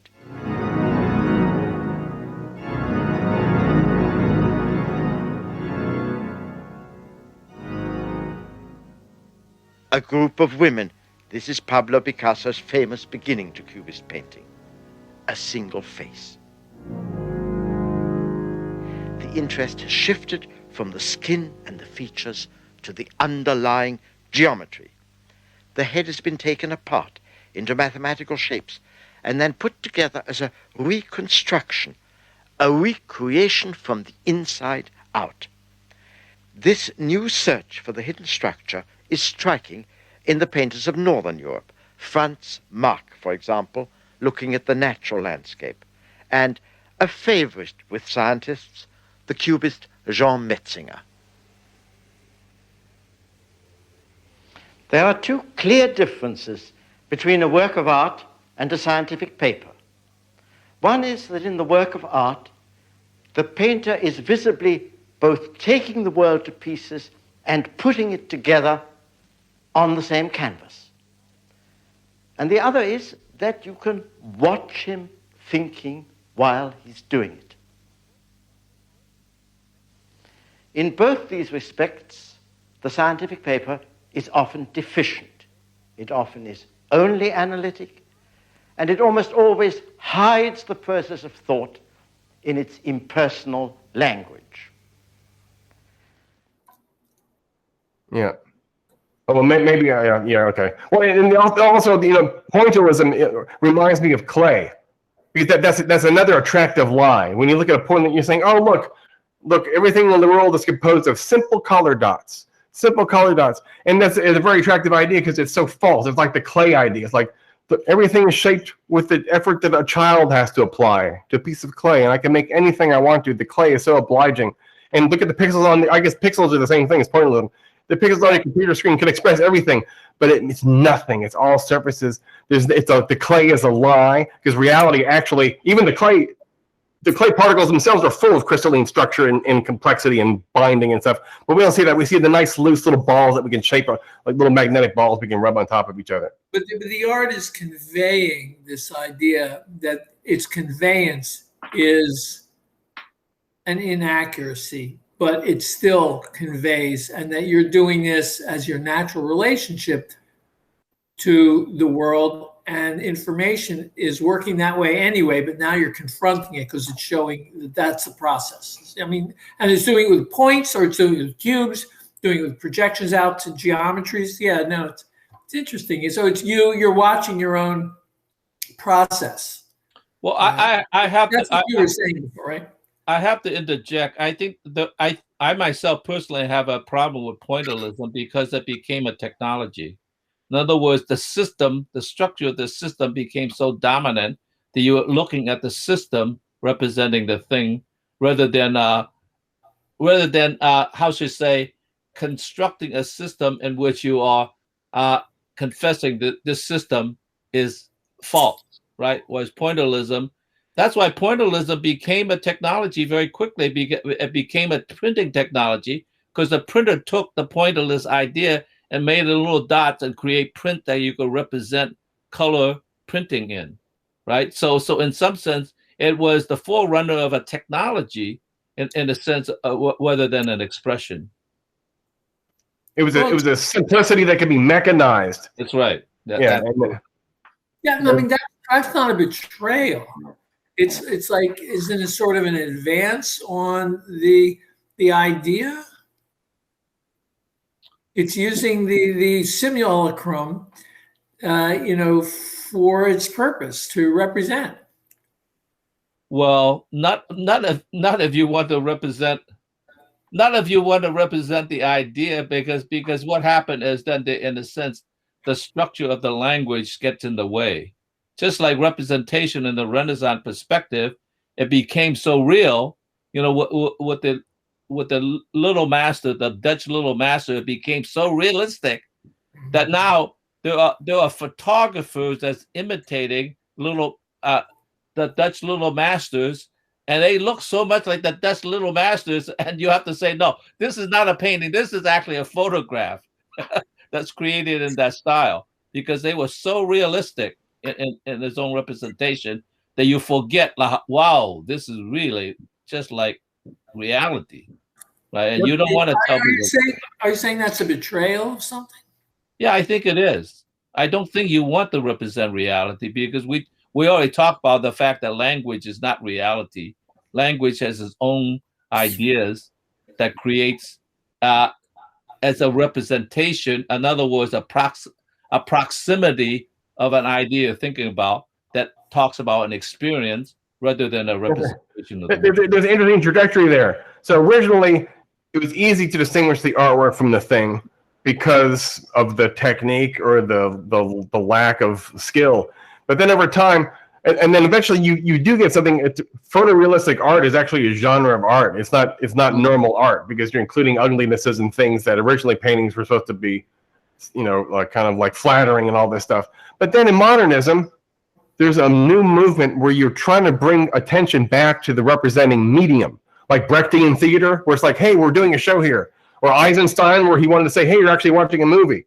And then these modern paintings where it's just it's a piece of canvas that has a knife cut through it or something like that. And you're like, holy shit, I forgot. Paintings are actually made of canvas. And then the thick things and the minimalism and all this other stuff. So I took a class on modernism actually with Jameson, but I couldn't understand what the hell they were talking about because I just didn't have the capacity at the time. But I remember this is one of the things that they were talking about. It was supposed to be the effects of like an advanced industrial society on art. Because once you do have trains and automobiles, you can go around buildings, and then that's what Cubism does, right? Cubism has the viewer going around the chair, and then you unwrap space into 2 dimensions, so you have the chair from all the sides. So that was the effect of humans actually traveling around and doing more motion. Some speed of motion changed perception, which changed consciousness, which changed art. And one of these changes was canvases with cut up pieces, or like pieces of wood, and found art, ready-mades and all this other stuff. Suddenly, the matter of the thing became part of the joke and the fun and the artiness of it. It was its failure. It's not the same thing as a real person, and we like that, or something like that. You're calling attention to the medium.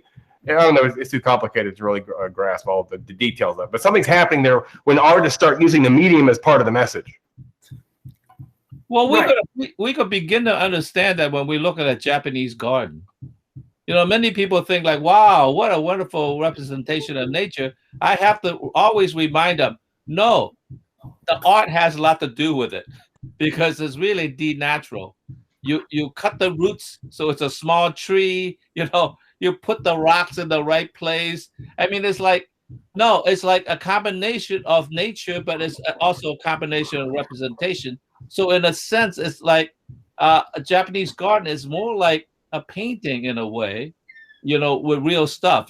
Maybe you could say a sculpture, as much as it's nature. It doesn't throw away nature, but it changes it so much that it's the transformation. And that's why we, in some sense, appreciate it more, because we could have a little bit of both. Here's a tiny clip. Boy, this is really short. This might be the shortest clip of all time. This just talks about the method of analysis synthesis. What he questioned was the structure of the world. And the people that he worked with, when young and when old, were others who were taking the world to pieces, thinking it out, and putting it together. Okay, well, that was real short. Who was he referring to? I forget. Bohr. Remember, Bohr was an art collector, and he was something about he appreciated the process of analysis synthesis, and then well, that's my fault for making that clip not long enough. But here's a longer one that takes us back on track. Let's see here. What Planck had shown a dozen years earlier is that in a world in which matter comes in lumps, energy must come in lumps or quanta also. By hindsight, that does not seem so strange. But Planck knew how revolutionary the idea was the day he had it, because on that day, he took his little boy for one of those professorial walks and said to him, "I have had a conception today as revolutionary and as great as the kind of thought that Newton had." And so it was. So maybe lumpiness and continue, maybe the idea of particulate existence and what should I say, undivided existence are two basic metaphysical suppositional frames that we'll always have to be with. And it's kind of like the one and the many. We just can't get out. We can't get away from that. And why are our neurons only letting us resort to such categories? Why are we so constrained? What can we do to get around? I mean, what we could do is not use a spatial image in our mind, which is a visual image, and use a mathematical function, which maybe you can't picture because it's, in the complex plane to the complex plane. Okay, now you can start to visualize, but forget it. So if we need to visualize it, we're stuck with our space sense again. And that's the wave particle. It doesn't, hold up together when you do that. That's right. And so that's such a great point. I'm so glad you put it like that. That really puts it well. That was my dissertation topic. Wittgenstein says that we can't really access reality. And they say this in Chinese Buddhism also. We can't access reality gets mediated by language. We're bewitched. The intellect and perception is bewitched by grammar and language. But Kant was saying that we're bewitched by space. And our intelligibility finally bottoms out in space. And the maximum understanding you can have of anything surrendered is a chart or a diagram in space. And there's nothing better than space. Space is the final explanans. It's the final mental language that everything finally, once it hits space, you're done. There's no more getting behind that, because space is it's like the conditions for modeling, understanding, picturing, relating. It's all space-based. So maybe this is the final secret. Maybe the wall between mysticism and rationality isn't language. It's space. Scott, we have a tool that takes us out of space, which is the formalism of abstraction, which is algebra. And we can't always turn that back into space. We can say, wow, but there is a spatial representative. There's an n-dimensional representative. There's an infinite dimensional representative. We're trying to turn it back into space because it's not numbers the way Kant had time for numbers and space for quantities. This is pure abstraction using symbols, and we can't visualize what it means. So, but there is some interpretation happening. The symbols are being interpreted somewhat, but they mean something. They're not empty, right? They mean something. We have to reduce it by collapsing it to something that actually comes back to our space. We have to take one of these things and combine it with it. We have to convolute them with each other. And now we get, oh, I got a 1 out, or I got a distribution with a real value, or I got a probability of something. But up to that point, it didn't have any meaning for us. It's just a meaningless function because we don't know what it would be. We just don't have a spatial instinct for anything beyond what we So you're saying we need to let go of our concern with spatial modeling and just go where the algebra takes us and be less geometry dependent, like that? Is that what you're saying? We get more description of reality, but we don't get any more understanding. Yeah, I could see where you're going, and in some sense, I almost agree with you. But I believe that we are so conditioned to live with our limitations, and I myself included, that I'd rather live with my limitations rather than go beyond and be a cyborg. I mean, so in some sense, I think that limitation is a condition that of being human. And I think now you're talking about something that's transhuman, and I'm not sure if I want to go there, because because I know that the galaxy is not the way it is. It's translated in the colors that we say, wow, how fantastic is the universe. That is not the way the universe is. It is a translation, an appearance that we live with, and we think, wow, that's wonderful, but that's not what it is. I don't think I'm offering you the option to be transhuman. I'm saying that the boundaries on being human means that we don't get to understand. As we explore this stuff, we'll explore it more and more and have more and more formalisms for it, but we don't get to understand it. We get to recite. Right. It does this. We recite, look, they line up in rows and columns. I don't know why. Right, that's right.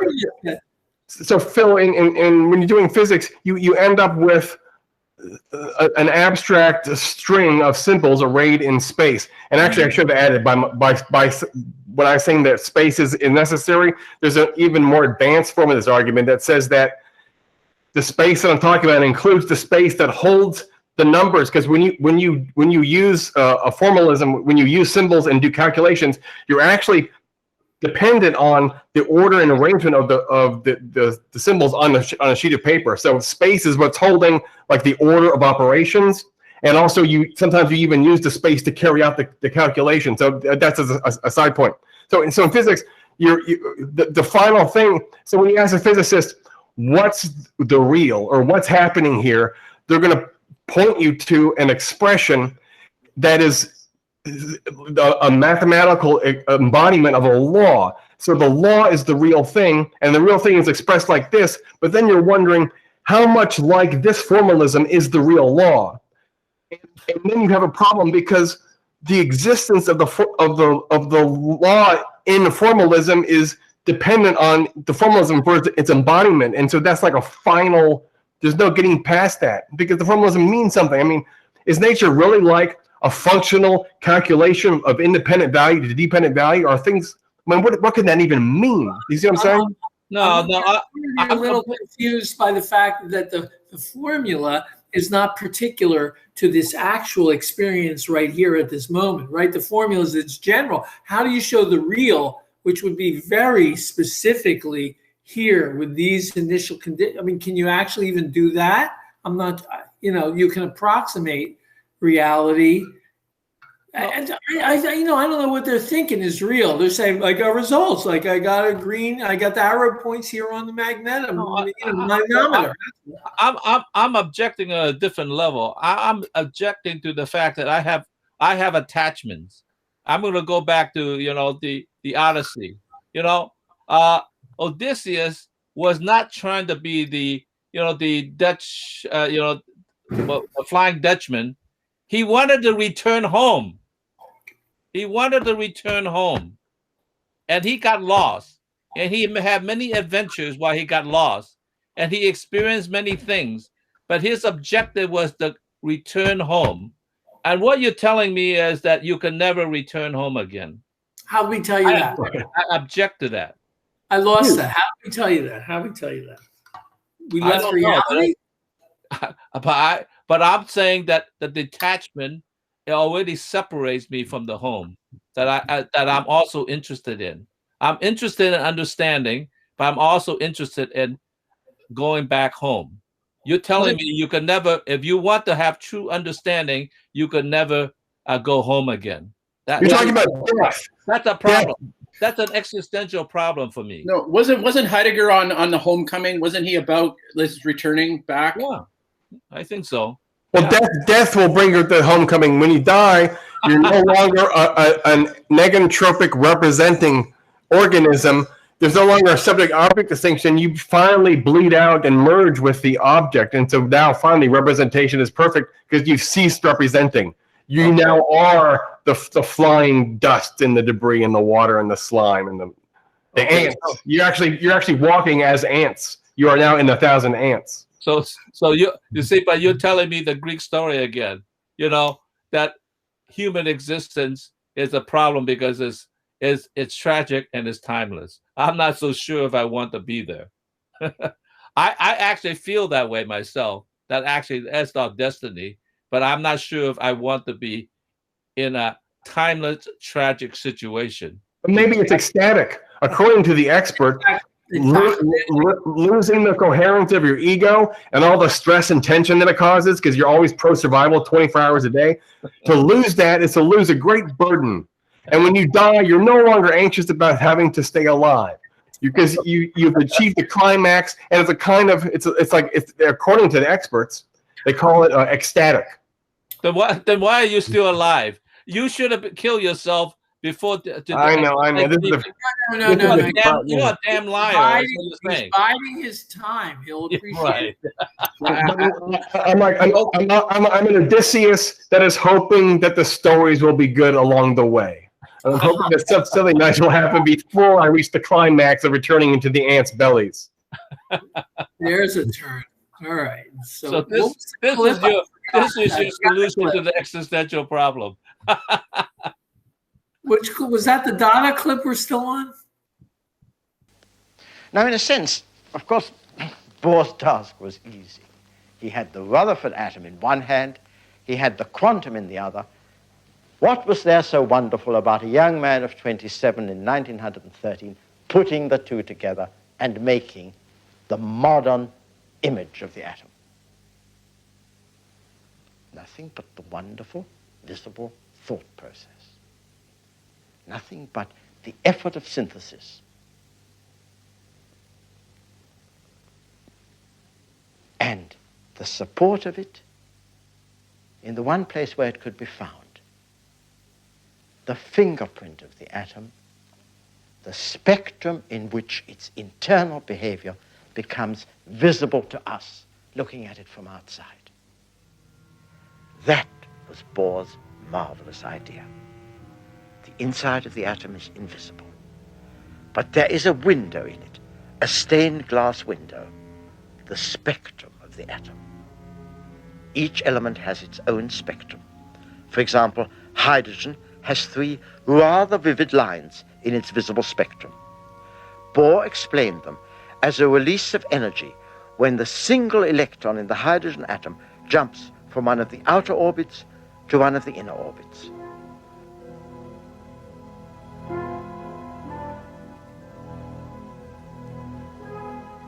The red line is when the electron jumps from the 3rd orbit to the 2nd.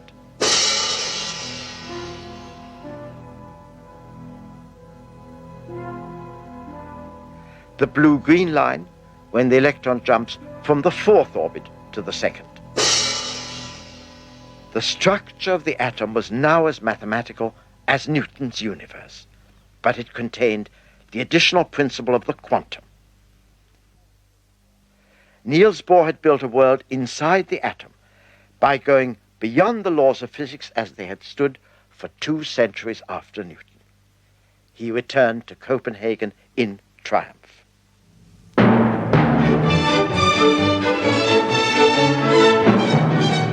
That was inspirational to me. I'll give you an example. I had a friend who not describing this process, but reminded me of this process. He says, in life, when you have those spiritual moments, maybe I shouldn't call it a spiritual moment. Those moments of a wonderment, those moments of the sublime. He says it exists in the world when you confront it, when you run into it in the what he calls the thin place in which the other world is showing itself like a stained glass window. The thin place that you could begin to sense the other dimension. Not that you're there, but it's thin enough, it's transparent enough that you could see beyond what is in this world. And it really reminded me so much, particularly with the metaphor of the stained glass window, that those three stripes, really was his thin place that he saw another dimension, which is sort of like, yes, it's something that it doesn't appear when you look at it straightforward, but when you look at it in a correct way, the thin place appears, and you should be on the lookout. And that's what I feel when I read a very beautiful haiku, which is very, very little, but it's a thin place that allowed me to see how it reflects the world in a whole another dimension. Yeah, so it's getting all the clutter out of the way. Yeah, and you're looking at, wow, there are only like 3 real colors here. My eyes weren't catching that until we broke it up in the spectrometer. And wow, that's because there must be something inside making it. And I got this picture of these orbits, which is not really right, but I think, it's what I got now. I just got one step closer to the noumenal, which I still can't see. Wow, but it's there. Mm-hmm. And it's reasonable. It's reasonable that the longer the fall, the greater the energy. I mean, that's something that we have with our potential energy due to gravity here. I mean, it was ready to go. So we had quantities translatable into quantities. The falling of an electron is the wavelength of the light. I know, but we're marveling at it because we turned it into a visual image, which it's amazing that we can map our visual senses to that. But it's really not. Like really, physically, that's just our imagining again. It's our 2 favorite images matching up. That's right. Yes, I know that the Bohr orbitation model is false. That electrons aren't particles that if you took a snapshot, they're actually probability waves that really don't have an actual particular position. Whatever that means, because but there is a real correlation there with distance from center and energy release. That's real. Let me think about the center part. Yeah, that's the quantum number, right? Quantum number determines distance from nucleus, and that determines the energy that's released. It does give it an appearance of a different size, so it is as though it has a shape and space and a distribution, which is some funny looking function, which is a harmonic around the center. But it's inside the nucleus and it's outside the nucleus. It's all over the place. That's right. That's right. In fact, if you knew it has an average size, which is that's right. Bigger. Isn't it true, David, that if I knew with infinite decimal places the momentum of an electron, then in fact they would be spread out equally throughout the entire universe? You guys are talking too particularly. What I'm saying is somehow the imagination and the language allows you to see something that's beyond something else, and that's what poetry does. That's what the stained glass window does. It's not real, but it allows you to actually see something that's beyond what is real. It's exciting. That's important. We got behind Houdini and we watched what he was doing. It's kind of cool. That's right. Yeah. David is stressing David is warning us not to confuse the map of the territory, and Phil is saying, look at how the real shines through the map. The map is a thin place. It doesn't perfectly convey the real, but it's a place where shining is possible, right? Where conveyance happens. Enjoy listening to you. I need to go. Good night. Good night, I hope to come in on time next week. Okay. I'll be trained for that. Hope you're not bored with the Bohr atom. Yeah. The Planck time. We want you to come on the Planck time. Thursday is my night with my son. That's why I come in late every night. When you talk Thanks for coming. We see your energy shells when you talk, Ginny. That's right. That's true. Bye. Night. Good night. Okay. All right, here's the next clip. Transformation was, of course, an age-old dream. But to men like me, with a theoretical bent of mind, what was most exciting about the period was that it began to open up the evolution of nature. I must explain that phrase. I began by talking about the day of creation, and I'll do that again. Where shall I start? Bishop Ussher, a long time ago, said that the universe was created in 4004 BC. Armed as he was with dogma and ignorance, he brooked no rebuttal. He knew the year, the date, the day of the week, the hour, which fortunately I'd forgotten. But the puzzle remained, well into the 1900s, because while it was then clear that the Earth was many, many millions of years old, where did the energy come from in the sun and the stars? We had Einstein's equations, of course, which showed that the loss of matter would produce energy by then. But how was the matter rearranged? Well, that's really the understanding that Chadwick's discovery opened.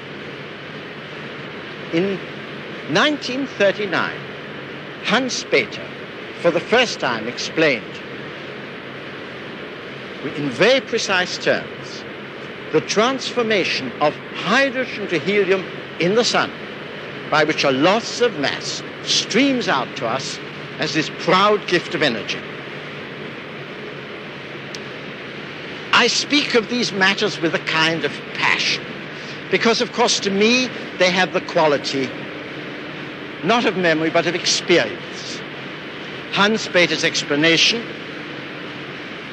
is as vivid to me as my own wedding day, and the subsequent steps that followed as the birth of my own children, because what was revealed in the years that followed, and finally sealed in, I suppose, 1956, is that in all the stars there are going on processes which build up the atoms one by one into more and more complex structures. Matter itself evolves. The word comes from Darwin and biology, but it's the word that changed physics in my lifetime.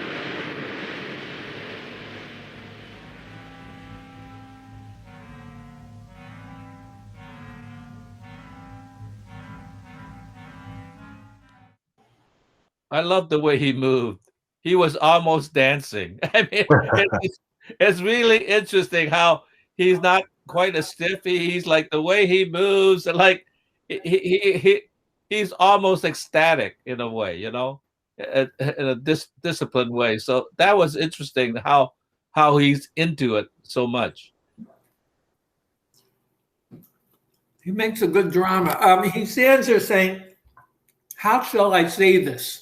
as he reads the script, you know, and then all of a sudden he thinks of, you know, this church figure, you know, and he's very good at the drama. But I don't know if this is your last clip or not, but I really like this idea. I didn't realize when they thought of it, of the stars as the furnaces that cook all the elements, and that's, you know, how we cook the elements. I thought that would have had to be known, you know, sometime around the theory of relativity, because of the equivalence of mass and energy.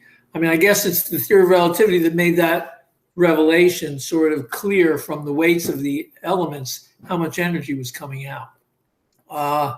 But the idea, right, that it's gravity is the force that built all the elements, because gravity overcomes the repulsion of the outer shells and is sufficient to put the two together into helium, and that releases the breaking of the force sends out a bunch of energy, and that's the cooking of the sun.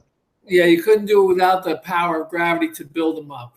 So them falling in together into a star and that making the heat, and then the gravity still pulling them in harder so that they can finally do what they have to do. That's just amazing because gravity's so weak for us compared to everything else. That's right.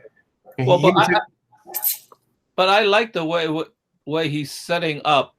I always, when I was studying right now, I'm in another group about the Tao Te Ching, and say let's return to nature, and I ask them which nature, because I see two natures: the nature of the material world and the nature of life, of the living world, right?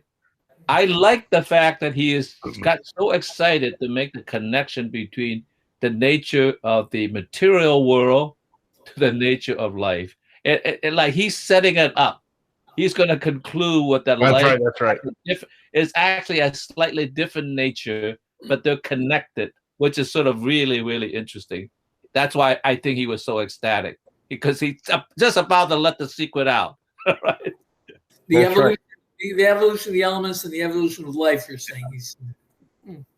The fact that the physiosphere can become the biosphere, that negentropic and new emergent laws kick in as soon as you have a hypercycle, as soon as you have a catalytic converter that has some access to energy and is able to support itself, and then it just can't help being the slave of the principle of, it's like a tautology. If it exists, then it gets to exist. So it only does things that help it exist. So then it becomes a thing that exists because it exists, because its nature is to do this thing that makes it exist. It's the only satisfying. It's a real self-standing. But the jump to something new, though, that you have enough of that stuff to make a new form. Right. I just like the fact that he's so much anticipating connecting his sort of scientism to a kind of humanism that he could hardly stand it by keeping a secret, because he's like bursting out ready to tell you, but he's got to hold it back. I think that's the tension I feel. That's right. It was so expressed in his movement.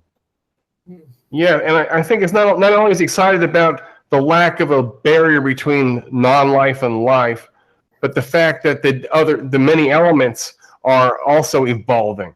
So without supernovae, you wouldn't have these things heavier than, I guess, helium and lithium, maybe. So that's a surprising thing. So it's becoming less and less static, and things that we thought were, well, at least these Legos are pretty stable. And these rearrangements of the Legos, those things I understand changing, but surely the Legos themselves aren't evolving historically. But then that turns out to be the case. So that's another part of his excitement, I think. Mm-hmm. All right. Now we're going to go back in time.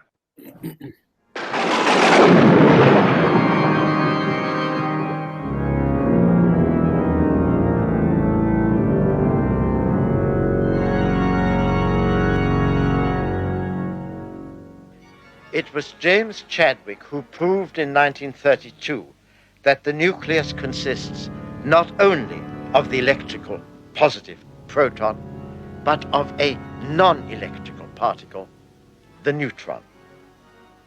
The neutron, therefore, was a new kind of probe, a sort of alchemist's flame, because having no electric charge, it could be fired at the nuclei of atoms and change them. The modern alchemist, the man who more than anyone took advantage of that, was Enrico Fermi in Rome. Enrico Fermi was a strange creature. I didn't know him until much later, because in 1934, Rome was in the hands of Mussolini, Berlin was in the hands of Hitler, and men like me didn't travel there. But when I saw him in New York, much later, he struck me as the cleverest man I had ever set eyes on. Well, perhaps the cleverest man with one exception. Compact, small, powerful, penetrating, very sporting, and always with the direction in which he was going as clear in his mind as if he could see to the very bottom of things. The neutrons he used you can see streaming out of this reactor.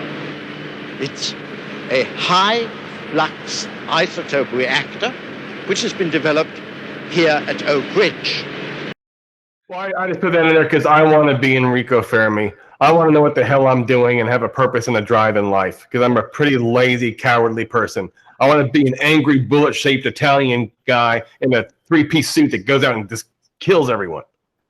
Well, yeah, he was probably more fun than that. I mean, kill them with my greatness. I don't mean actually kill them. Okay.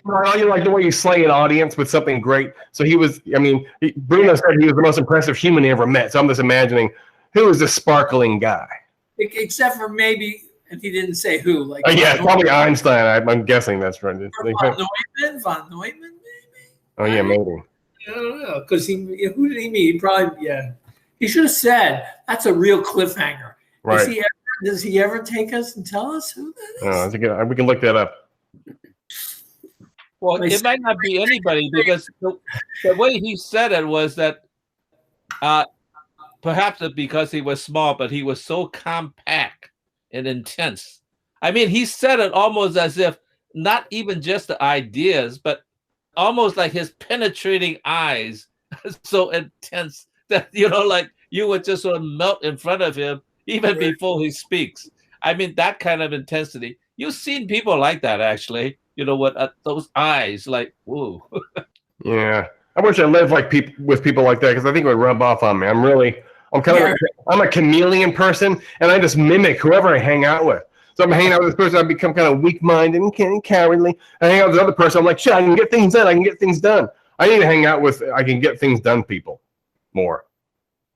Yeah. Stay away from Mussolini and hang out with Enrico. Yeah, you definitely. Yeah, or it's just like accomplished people that are on they're accomplishing their things and they're efficient and stuff. And well, Scott, wait a minute. I mean, look at you're hanging out with Hanna a lot, and he is razor sharp and accurate and on point.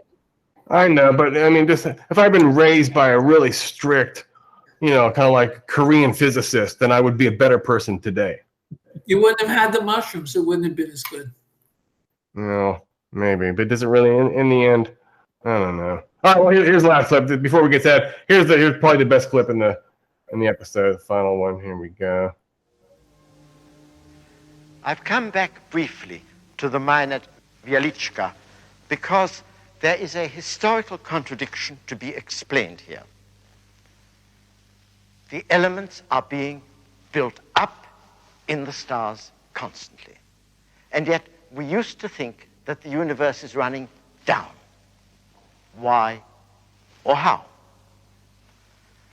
The idea that the universe is running down comes from a simple observation about machines.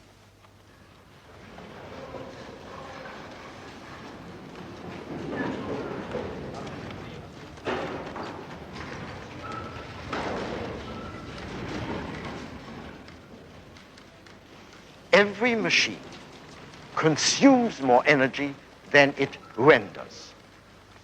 Some of it is wasted in friction. Some of it is wasted in wear.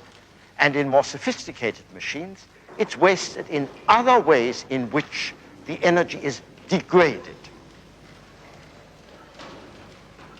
There is a pool of inaccessible energy into which some of the energy that we put in always runs. Rudolf Clausius put that into a basic principle. He said that there is energy which is available and there is energy which is not accessible. That he called entropy. And he formulated the famous second law of thermodynamics. Entropy is always increasing. In the universe, heat is draining into a sort of lake of equality in which it is no longer accessible. That was a nice idea 100 years ago, because then heat was thought of as a fluid. But heat is not material any more than fire is, or any more than life is. Heat is a random motion of the atoms. And it was Ludwig Boltzmann in Austria who brilliantly seized on that idea to give a new interpretation to what happens in this machine or steam engine or the universe. When energy is degraded, said Boltzmann, it is the atoms that assume a more disorderly state. And entropy is a measure of disorder. It is the probability of the state. He put that quite precisely. S, the entropy, is to be represented as proportional to the logarithm of W, the probability of a given state. Of course, disorderly states are much more probable than orderly states. So, by and large, any orderly arrangement will run down. But by and large is not always. It is not true that orderly states constantly run down to disorder. It is a statistical law, which means that order will tend to vanish, but statistics do not say always. Statistics allow order to be built up in some islands of the universe, here, on Earth, in you, in me, and in the stars, in all sorts of places, while disorder takes over in others. That's a beautiful conception. But there is still one question to be asked. If it's true that probability has brought us here, is not the probability so low that we have no right to be here? People who ask that question always put it in this way. Think of all the atoms that make up my body at this moment. How madly improbable that they should come to this place at this instance and form me. Yes, indeed. If that was how it happened, it would not only be improbable, I would be virtually impossible. But of course, that's not how nature works. Nature works by steps. The atoms form molecules. The molecules form bases. The bases form amino acids. They form proteins. The proteins work in cells. The cells make, first of all, very simple animals, and then sophisticated ones, climbing step by step. Evolution is the climbing of a ladder from simple to complex by steps, each of which is stable in itself. Since this is very much my subject, I have a name for it. I call it stratified stability. That is what has brought life, not only here, but constantly up a ladder of increasing complexity, which is the central problem of evolution. And now we know that that's true not only of life, but of matter. That's right. If the building blocks weren't stable, then the composites wouldn't be stable. But then those composites have to be stable, which means that they can, they can handle perturbations and recuperate. So you can throw a wrench into the system and it freaks out, but then hey, oh my God, it returns to homeostasis again.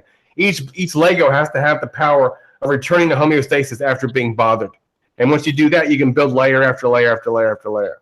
Right. The elements of each layer, their compounds have to have, you're right, ability to return to the same structure over and over and not devolve into their the parts that made them up. Yeah. What kind of mathematics is that, right? I mean, he should then sit down and calculate how likely it is that there is alien life nearby and what the probability is at what time, when we'll contact them, because, you know, there he's got. They've had those equations for a long time, like but they're no good, right? I mean, there's I know, they're not good. Forever, you know, I was like, wow, thank you. Yeah, the conclusion was that there cannot be any other life because if there were, it would already be here. That's what Barrow and Tipler wrote in their book, and they spent like 100 pages proving that. But anyway. So Dr. Sung, my dissertation advisor, has this idea. Well, if it's true that self-organization, self-repair, and maintenance are features of life, then wouldn't the atom be the ultimate negentropic organism?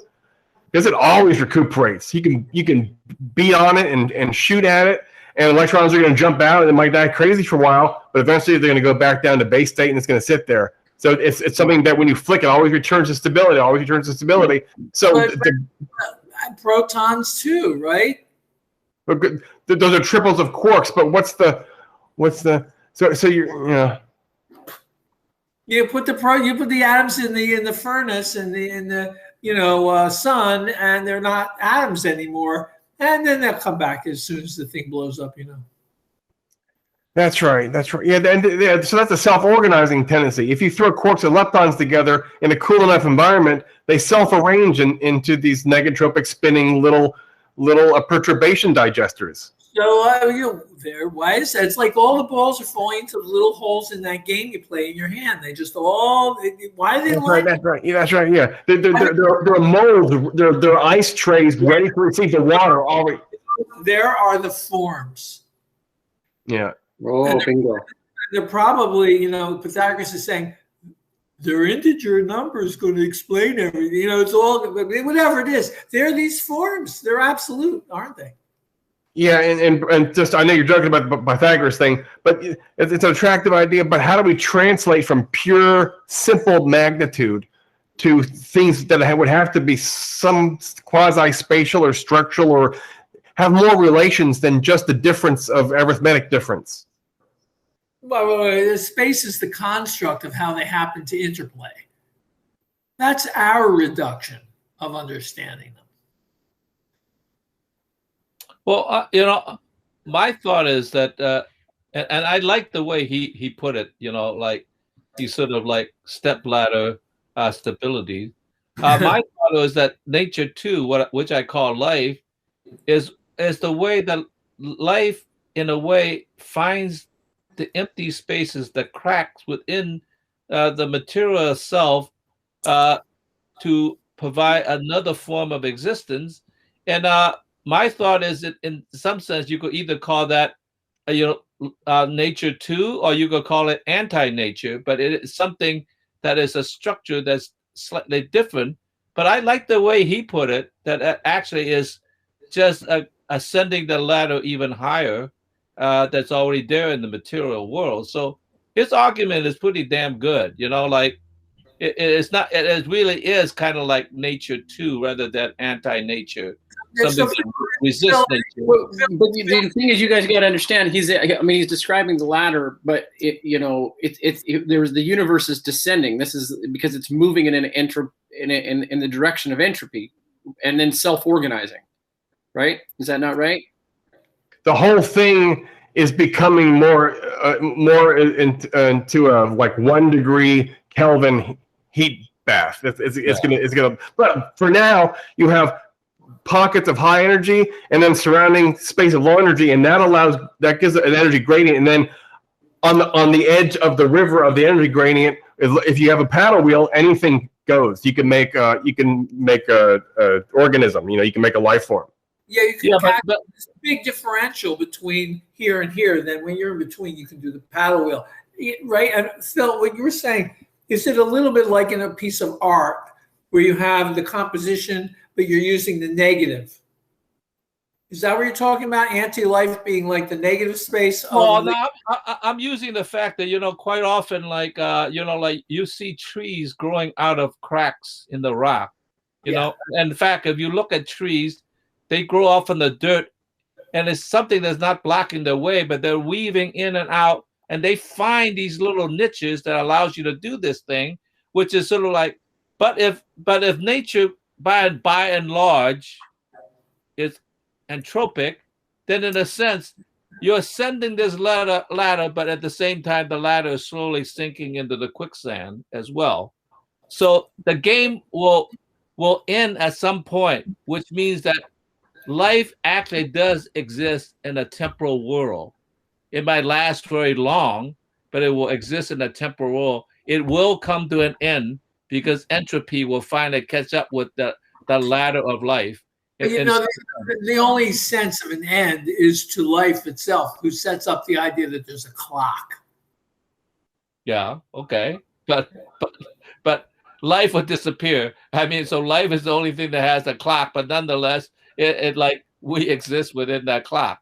So in some sense, it is tragic in the long run, in a funny way, because as you say, Odysseus will finally come home, but it's not a very happy home that it returned to. It would at best be, how should I say, romance in the ruins, love in the ruins. I mean, that's what it'll be. We'll all be living in the ruins. I'm not sure it's so tragic, because if you look at Odysseus at the quantum level, he's not tragic. He's not heroic. He's just, it's all this quantum nonsense, right? If you look at him at the right scale, it's tragic. But the right scale is not 13.8 billion years, and then the next, how many billion years till the entropy settles. That's not the scale.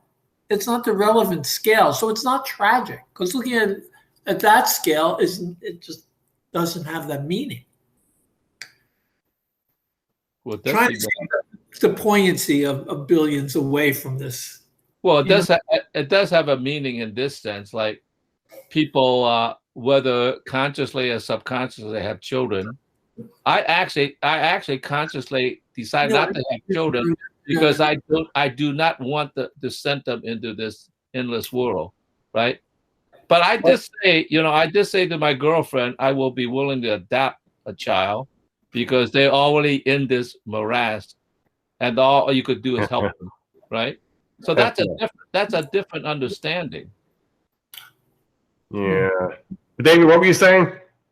I don't know. I got lost on Phil's comment about the adoption. I thought that was kind of interesting, and yeah. David was saying something while I was eating a second ago. I think what David was saying about the scale of the universe and then what Phil said. No, about kids. So Phil was saying you shouldn't have any kids because there's already enough suffering in the world. And I have a good friend that says that, and she hasn't had any kids because she thinks actually it's evil to make children because you're producing more suffering consciousnesses. But David was going to say something about the child thing. You went blah, blah, blah, but there's food in your mouth and you couldn't say anything. I was going to say something. Yes, you, David, you. No. Oh, well. Then I'll have to play this back and see if I remember what. It must have been a thought about like have you had any kids? Do you have kids? Yeah, I got 2 girls, and I know I did burst up in a second there. Phil was expressing his thing. I'm just saying, Phil. I mean, if all of creation only took 6 days, all of destruction will only take 6 days, and we've only been here 4,000 since BC, and like. In that time scale, I don't even remember 4,000 BC. I don't even remember 1,000 BC. It's like we live in this little time frame. And, if we're I guess what I was going to say is you were telling me we have to look at it in the big time frame. And then it is hopeless. It is truly meaningless because I'm not going to invest now for, in 15 billion years and collect on what I'm investing. It just doesn't make sense. It doesn't even.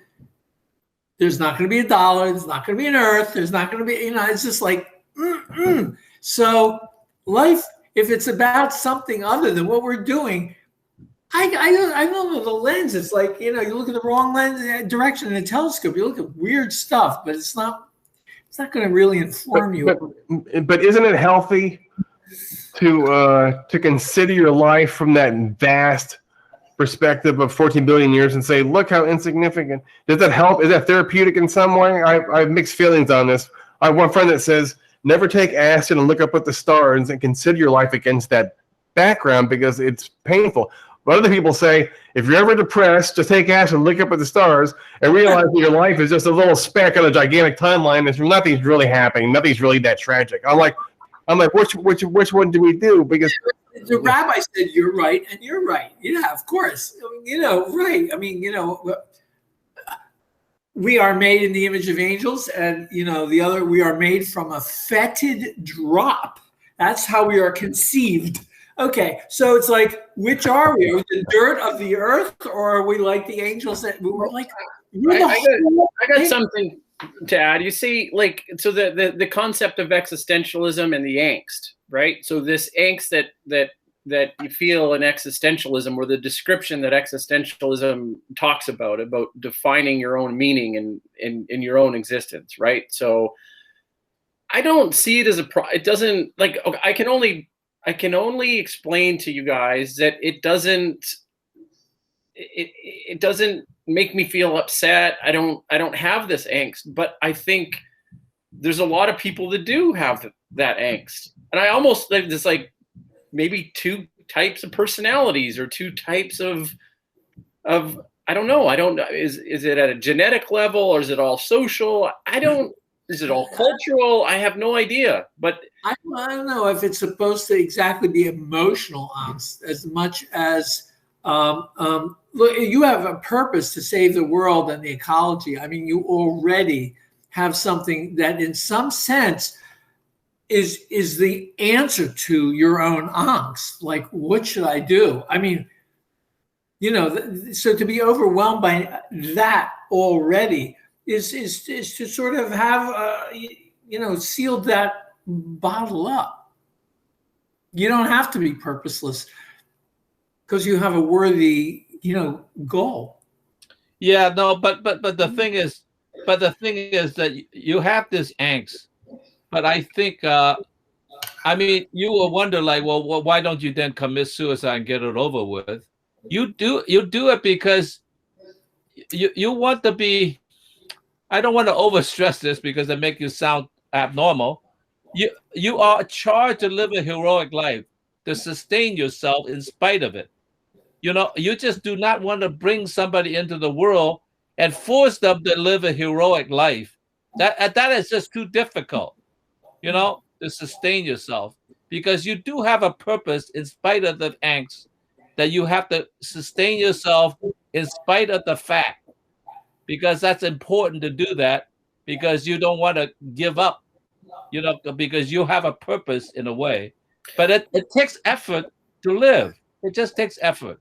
Yeah, but the purpose to me is so self-evident from a biological standpoint. It's just like it's axiomatic. I mean, the biology is to reproduce. That is just the function. Yeah. That is the purpose. The purpose is to continue life. I mean, that's taken from me, right? Like, I do produce. I will produce.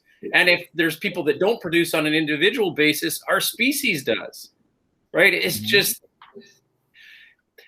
guys, I was thinking about life, the point in life at the end of, like they say that it was a Camus quote about the ultimate philosophical, I think, expression or act is to commit suicide, right? And okay, this is interesting. It's kind of borderline cliche right now, right? I think. But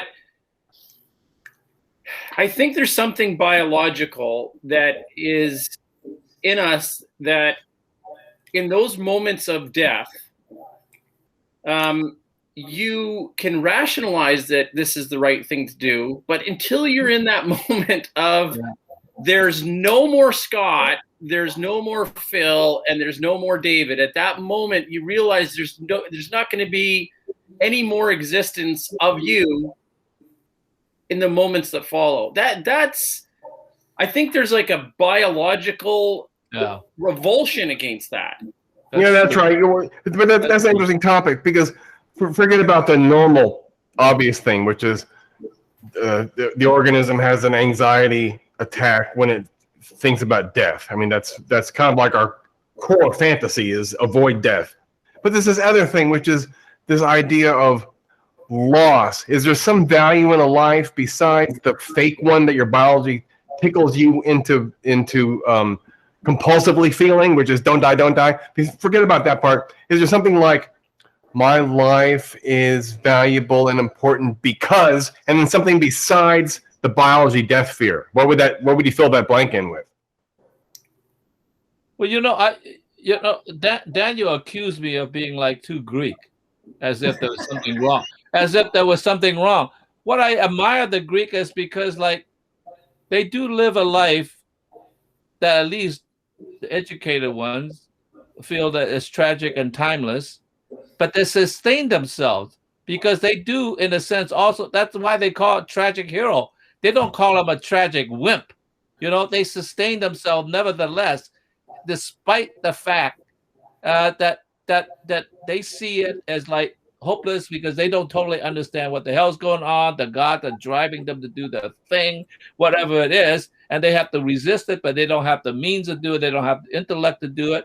So, but nonetheless, they persist, and that is like tragic, but they're heroic about it, rather than say, "Oh, I'm going to off myself." But if you were to ask one of these heroes, what do you think the meaning of life is? If you ask, or why should one not commit suicide? How about that? And forget about the fact that your cells scream and would hate you, and they want you to do that. So if you were to ask Odysseus, what's it all about? Why not commit suicide? Is there a speakable reason or a good? Can you articulate the good of the life? What would he say? Well, supposedly somebody wrote after Homer about Achilles, who this guy went to the underworld and asked Achilles about life, and he says, come to think of it, I wish I was a farmer rather than to live the heroic life. Now that's somebody else's writing. Okay, but it's putting words into Achilles' mouth, because Achilles, despite of everything that's like bad about him, was also a hero, right? He's now saying, I wish I was a farmer, just live a normal life and just do whatever it is. Like, well, that's kind of interesting that somebody will have that interpretation of Achilles. I want to give it a go. I'd have to go past the pre-Socratics and go into the intellectual hero. Sorry. Well, no, I mean, actually, Phil, I never accuse you of being anti-Greek, because I love that space, and that's where I always return to. But the holistic completion, Scott, of the mindset is that you're living in preparation for death. There was, when death came, we know of Socrates. It's like, I'm good to go at any time. I'm living such a completely full life that life, death, it doesn't matter. It's just, but it was how they lived life towards that perfectibility.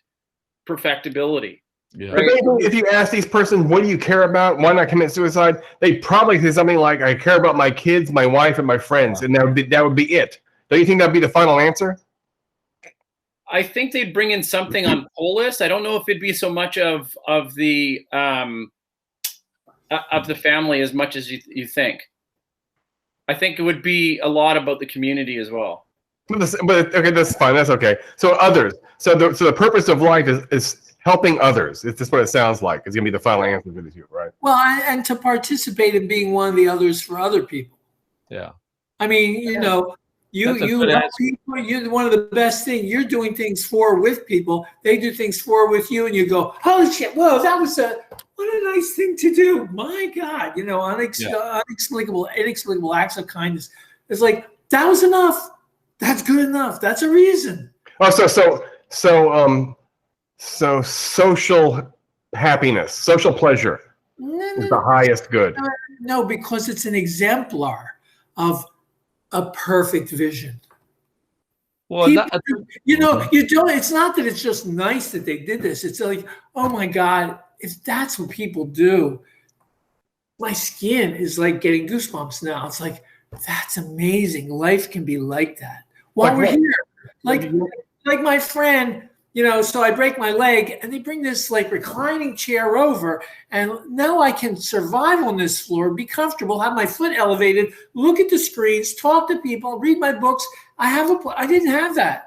They took care of me. Like, all they did was just like think, what does he need, and do it. And it's like my whole life for 10 weeks was like, wow, it was no problem. I didn't have a deficit. Nothing missing. I mean, nothing that mattered, And so it's like, I just got so much joy out of stuff. And, but it's not how much joy. It's that, I could do this for somebody. Like, life can, no matter what happens, it's all going to be fantastic. Like you can work on the things that are important. You can help people with the things they need. It's like this could be beautiful. And now, their society, Scott, was so much on a holistic approach to medicine, to thinking, society, everything. So now, if you focused on friendship, right, which Cicero did, then my being, my existence to create a friendship with you, Cicero puts it out as the highest of ideals, right? And so it's this kind of concept of twin flame. It's all of this, like, I want for you more than I want for myself, right? And you the same for me. Holy fuck, that's the friendship. Well, I care so much about you, and you care so much about me. And holy shit, what happens when you're in that mental space, right? Well, that's true. That's a good reason to live, because like even if nothing is accomplished, what happened is that those moments are important because you are affirming somebody else's existence in a positive way, in a positive way. And I don't mean like being goody-goody. I just mean like, yes, you are here, I'm here, we're here, and we're together. And that's a good thing. And I wish that we have societies that emphasize that more rather than less. But so David, okay, so you said that the kingdom of ends. Now, the ends usually means something a little bit derogatory or pejorative. No, it's not. I know you don't mean it that way, but can you clarify that? Yeah, so this is Kant's visual of the ideal, that the moral call, the highest thing is visualizing the world as a kingdom of ends, meaning a kingdom of individuals, each of whom sets their own goals, rational, capable of thinking and setting their own goals, knowing that everyone else can do the same, and they're willing to coordinate that for this to work. Sometimes I'll help you, you'll help me, people doing that, visualizing that is such an ideal. So to me, there's a kind of beauty. And when you experience something in the mere, mundane, true, real world that is a shadow of that's a reflection of that possibility, boom, it's there. Yeah. Yeah, and it revitalizes you to feel cared for suddenly. Just make contact with someone when you're feeling down and isolated. It's just like when I was in India, I would have days where I didn't interact with anyone. And then I would be walking on the road and some guy I'd never seen before just smiles at me. Boom, my mood totally changes. I couldn't believe it. Yeah, but unfortunately, the dominant society have destroyed so much of that in the world. That really is tragic. Because, I kind of think that the American Indians was closer to that. Not that they didn't have wars with other tribes, but I think they were more caring about each other. Even in that thing we saw about evolution, where he went down to this village, and he was just a fucking white guy, a stranger. He walked down there, and they were willing to help him do his thing, and they wonder, like, what the hell is he doing? But nonetheless, okay, you want us to help you? Okay, we'll do that. No problem, right? So that's a kind of generosity.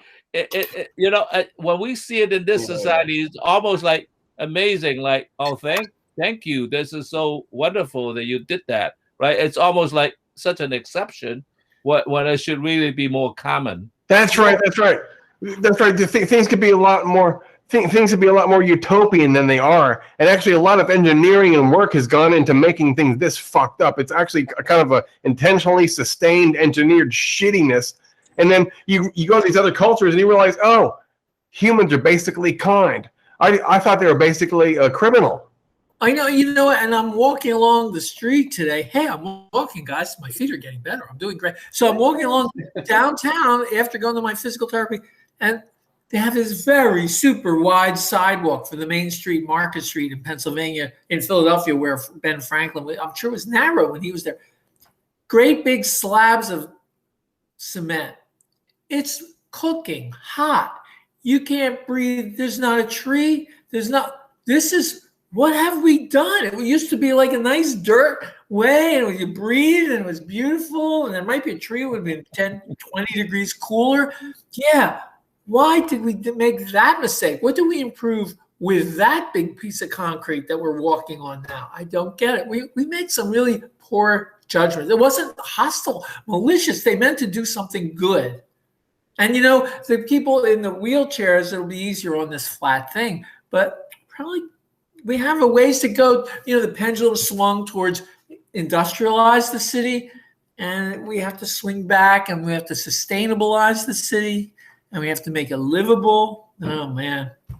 It's a challenge. I wanted to bring up one thing about the Greek lifestyle, and it was commonplace that if you were a Greek citizen and somebody came to your house, you had to be hospitable to them, even as a stranger. Like that was the, like, I don't know if it was just a social norm, but like, of course you can come in and have a dinner and sit with us and drink some wine and tell me, stranger, where are you from and about your travels, sort of thing. And imagine a society like that, right? I mean, well, yeah, baby, come sleep with my wife. Well, but that's what's hard with right to dessert. He has to go right to dessert. but that's why the whole Trojan War started, because the guest violated that mutual relationship, right? By stealing his wife, and I mean, like it was that violation, that supposedly, I'm sure that the Greeks wanted to conquer Troy too, but nonetheless, that was supposedly the reason why, because they violated a social norm that was very, very important. But here's the thing: is there what we think that? But I was listening to Elizabeth Van Diver, I think is her name. I really like her as a scholar, and on Herodotus and ancient and Greece and stuff like this, and mythology. She actually thinks it was on trading lanes, like economic trading lanes, right? I mean, we may romanticize it about, of course, that sounds a lot better than that's the economic thing, but what travels more in terms of storytelling, a war about a woman, the most beautiful woman in it just sells more, You have to take her as a metaphor for free economy, free market. Well, you're right about that, because that's actually what led to the Bronze Age collapse, was the disruption of the trading routes. Because what happened was tin was being excluded to a certain degree. It was harder to find, and so therefore the trade, which sustained society, was disrupted about the same time as the Trojan War. So in some sense, it was the disruption of the systemic relationship between nations that, in a sense, led to conflict. And also, the reality was also the suppression of the lower classes as well. So when famine came along, they were really, up the creek, and then there was revolution. So that was the reason. So it really came down to economics, despite the lovely story we want to tell about everybody being neighborly to each other. But in some sense, you're right. So maybe that's why the people. Yeah, when you say economics, you mean survival. Maybe that's why people understand that in the deep sense, forget about all these lovely stories. We got to control the economy, right? Because that's actually the real story. I mean, I hate to say it, but that might be true. Smart. Capital is the writer of history. So here's a question. I'm working with a guy who has a fantasy that outsider academics and serious philosophers, social critics, and artists can somehow come together and have a conversation, and that they would come up with something like an anti-propaganda movement where they would produce, he calls it thought shaping. So he wants to go in, and he's wondering if there's a way to combine philosophy and art in a way that will influence people to make them less assholey, more lefty, more compassionate, cooperative, generous. In other words, to make the world a better place. Is it still possible, or are we just screwed? We have to shoot heroin and watch TV. Is there some way that intellectuals and artists can get together and to produce like performance art, maybe, or something, maybe a TV skit, something that when another human observes it will change their state and their behavior? Right. Yeah, drama. That's it. Right. It has to be. We'll call it friends, and then it has to be something that will attract people with a common language. Have we distorted our humanity so much that we no longer have common language? Or does it have to be translated into red state, blue state language? There's nothing. Yeah, that's right. There's the idiom, and then there's the marketing brainwashing where like Trump people, they need to see someone who's white and kind of angry, and then as long as they're that way, whatever they say will be accepted more easily. So can it be done so that it can be translated? Can right. the core of the ideas be universal? Can any interesting, really disruptive, great movement not be co-opted and turn into like peace sign earrings and BLM bumper stickers? Is there some way for a movement to maintain its potency and not be commodified and turn into a lifestyle accessory? What would Jesus do? No, it'd be very, very difficult because even somebody like Pollock wanted to switch out of the splash period, right? And that was good, but he wanted to move away from that, and the gallery says you can't do that because that is your signature. We won't let you do that. So in a sense, the marketing structure has such a grip that is almost impossible not to buy into the system. Okay, well, here, Phil, I'm going to give you $5 million and 2 years, and I want you to spend this money within the 2 years, and I want you to do this. Spend this money, and also you're going to have to coordinate with other people, and then do something that will do the maximum amount of like human behavioral change in America. So it'll be something, maybe it's a something you watch or listen to, your experience, or anything. Maybe it's something that you read or hear. And what it does is when humans receive this thing, it changes their thinking and emotions, and then it changes their behavior. So what would you do with the 5 million 2 years? It'd be like engineer as much behavioral change as you can, possibly using like cultural methods. Which means I can't do it. I can't do it. Sorry. It's $5 trillion. It's $5 trillion. Yeah. And I'm talking about in this thought experiment. I'm asking an individual person a particular question. Go, Phil. I personally cannot do it because although I think I am a revolutionary enough thinker to have the desire to do that, I do not have the social skill that's necessary. So the most I could do is help find people who can manage that aspect of it, and me being behind the scenes to help them do it. But I don't think, first of all, I'm a good artist, but I don't think I'm a great enough artist to do that to begin with, number one. Number two, I don't think I have the social skills and interactions because I'm a bit of a loner, and it's very, very difficult to develop that. So I would have to have somebody who's the front man rather than me being the front man. Because I never wanted to be the leader of anything. I always want to be the guy that stand behind the leader because I just can't do it. Okay, but that's still okay. So you're like the Gateses, and now you have the ability to direct money to do amazing projects that you couldn't do. For $5 million, you could do something in Times Square, and you can get on TV for like 30 minutes. I mean, there's something you can do. So who would you give the money to? Like what cohort would you pick? Would you call sociologists at which university? Would you call Louis C.K. and say, get your funny people together. We're gonna seduce them with laughter. I mean, how would you direct your money? I don't know. Probably a combination of like comedians and anthropologists, and intellectuals. I don't trust artists enough because artists are a little too self-centered to do that.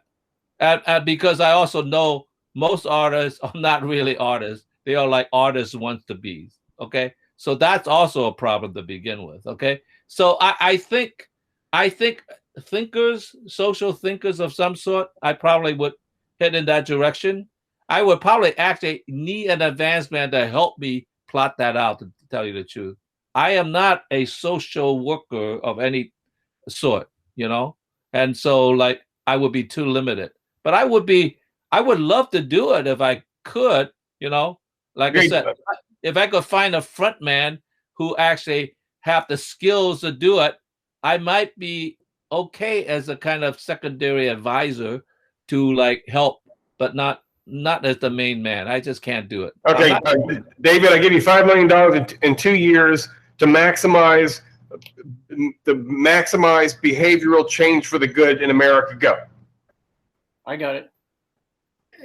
Yeah, well, I start analyzing the problem. I say I have to figure out what the goals are. What are the changes that would really be the best in terms of making people's behaviors start to, how do you start turning that boat, with $5 million. So you have to get, who would know what the goals should be and who could communicate those goals to the people who can do media and who can do politics and on the ground civil change. And is it just good enough to work in the United States, or do you have to really consider the whole world, or you go to where the apparent power is now and try to reform one country and say, well, we made a lot of progress, people will follow, and it'll be a domino effect in a positive way. Others will have to do what we do.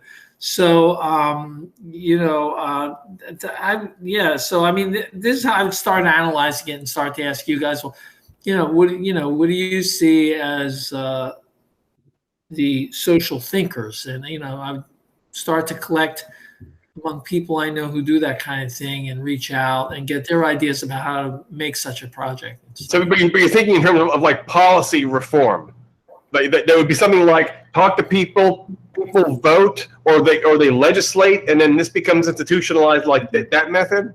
That would be the approach that the people who are in Washington that I would talk to, the kinds of things I would think they would do. Well, we've done these policies, yeah, but it's not the only people I would talk to, because I think change is also made with dramas on television. When the L Word came out, there was a representation of a group of people who never had representation. People who do civil rights work, I think you have to reach into lots of areas. And I don't know that I'd go to people for guns, with guns, but what you're really talking about used to have to be done by revolution, And I don't think that approach, $5 million, is relevant for that kind of thinking at all. Yeah, I know. But imagine, it's a real thought experiment. If you suddenly got a bunch of money and you thought, shit, I'm only going to live for 10 or 20 more years. What should I do with this money to maximize things before I leave this world? Well, let Daniel answer it. Yeah, Daniel. Well, first of all, do I have to remind you guys that I have a platform that does exactly freaking that? And number two, you guys are thinking kind of like, I don't know, you're not grassroots enough. I go to a conversation about homelessness, and it's a bunch of people talking about policies and this and that and that. And I go to the guy, well, what about this guy over here sitting over here? And he stands up and he goes, well, you guys are talking all night. I'm actually homeless and I got to go now. I have some really good ideas, but I got to go because the homeless shelter is going to be closing. And if I don't get there, I'm going to be locked out of my room. Yeah. So you guys, like, fuck the policies, put it where it needs to have the most action. And if I had that much money right now, there you go. There's Hannah's project. It's called the Pig War musical, and it's completely Orwellian. And let's get the fuck behind this. Orwell changed shit. Hannah can change it too. So let's do that. There you go. Yeah. It's just one musical production. Just one musical production. You guys will dilute your money too far. $5 million. I can spend $5 million painting parking lots with fucking yellow paint. Yeah. That's not enough money to be. I know it's not a lot, but you do something with it, even if it's only to. Again, no, that was my answer. Pay real attention to that. What is behind that? So produce a musical. That particular musical. Yeah. Produce that particular Orwellian musical. that has the effect to change. That'd be like, what if we erased Orwell? What if we erased Dostoevsky?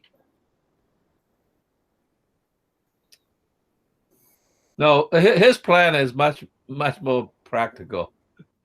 You know, I would have to think a lot more because he's into it and I'm not. So that's really part of the main problem. You have to be in it already to a certain degree. Well, and that's what I was kind of saying to you guys is like, Scott, you're part of this organization that I've got with the whole intent was to try and move people away into something where thought leadership is actually breeded.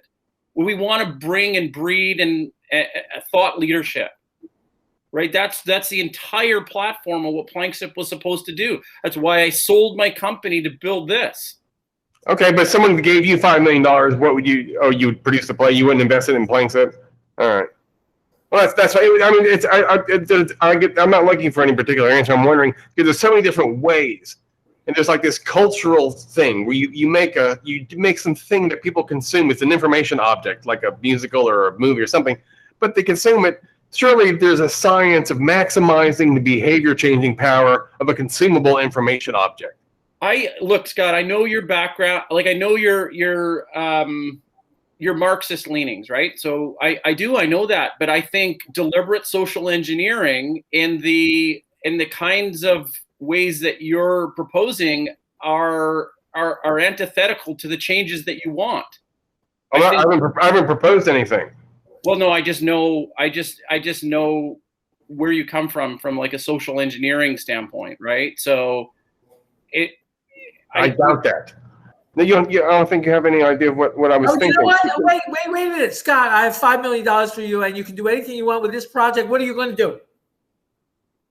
Oh, geez, I can't answer that question. So the reason I'm asking you is because I'm wondering about what I would do. So one thing is like I guess you find there's cheap grassroots lawyers that are good at organizing coalitions, which means they make phone calls to people that have Rolodexes that can make phone calls to people. And then they get together and I think they march somewhere or they fill out a petition. And then I'm so ignorant about this whole thing. I'm just wondering, geez, how would the money trickle down the mountain and to realize the maximum effect?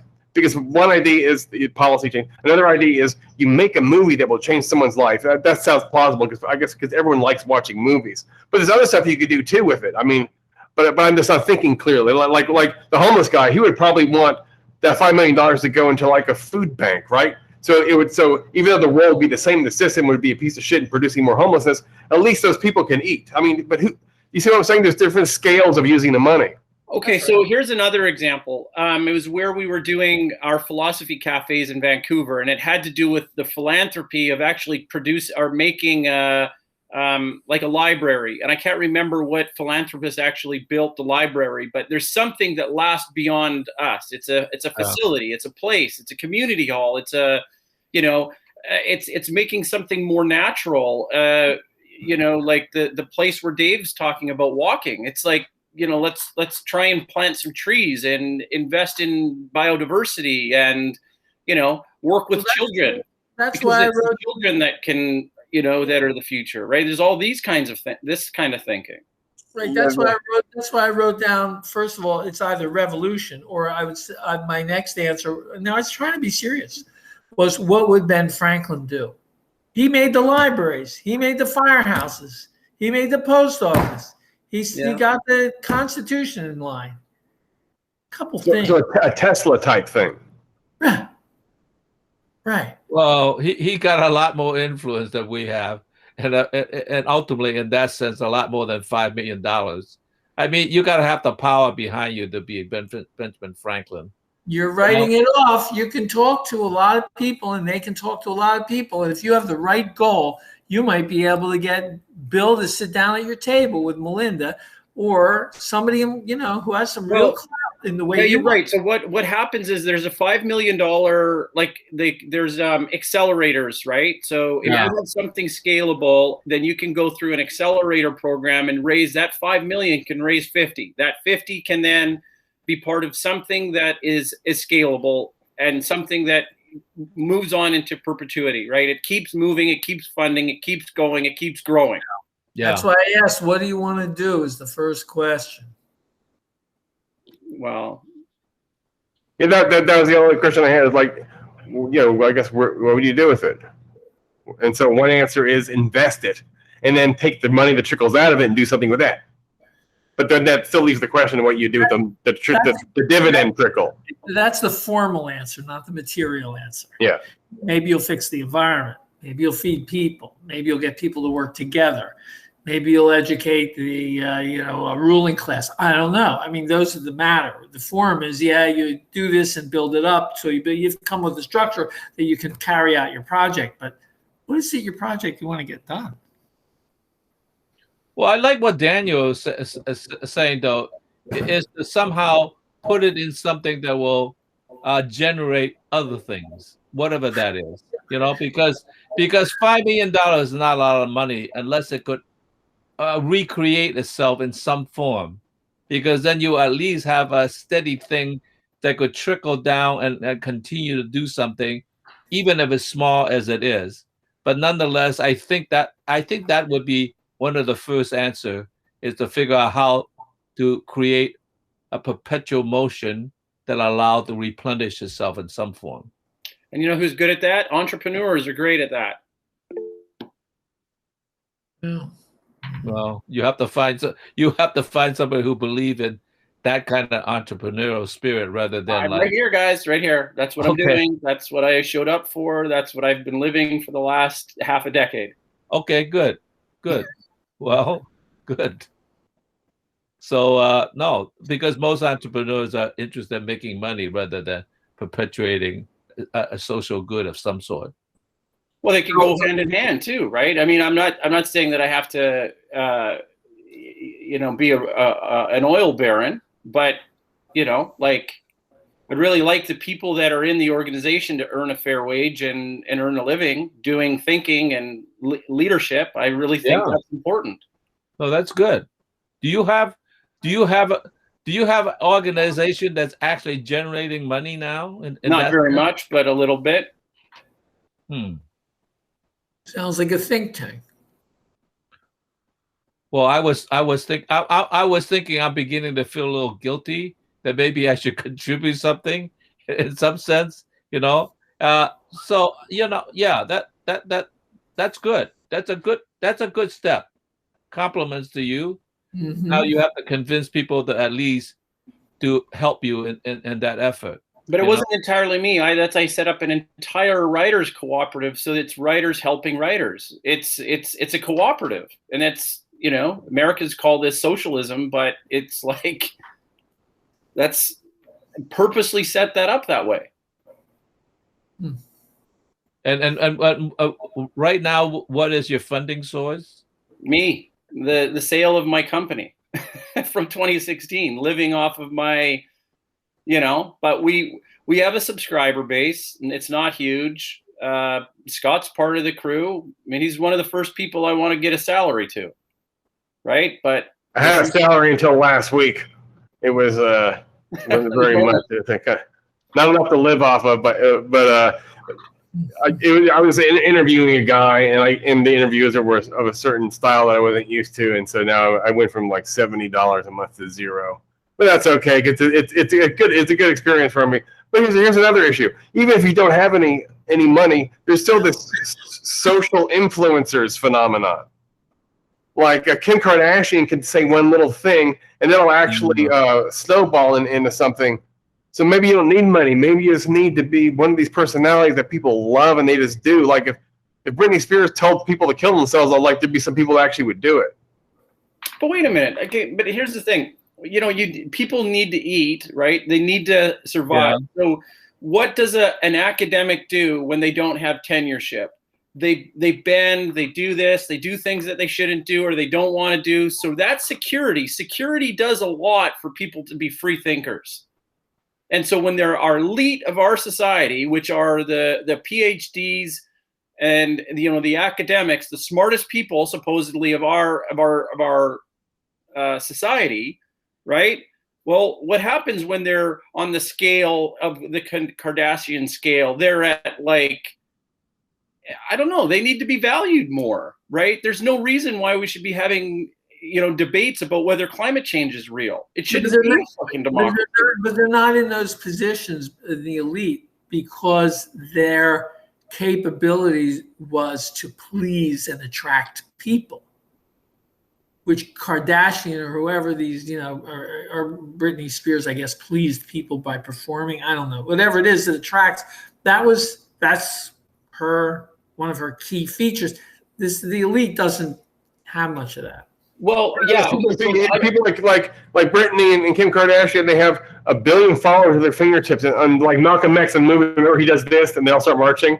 So Kardashian can just move her finger, and there'll be marching of millions.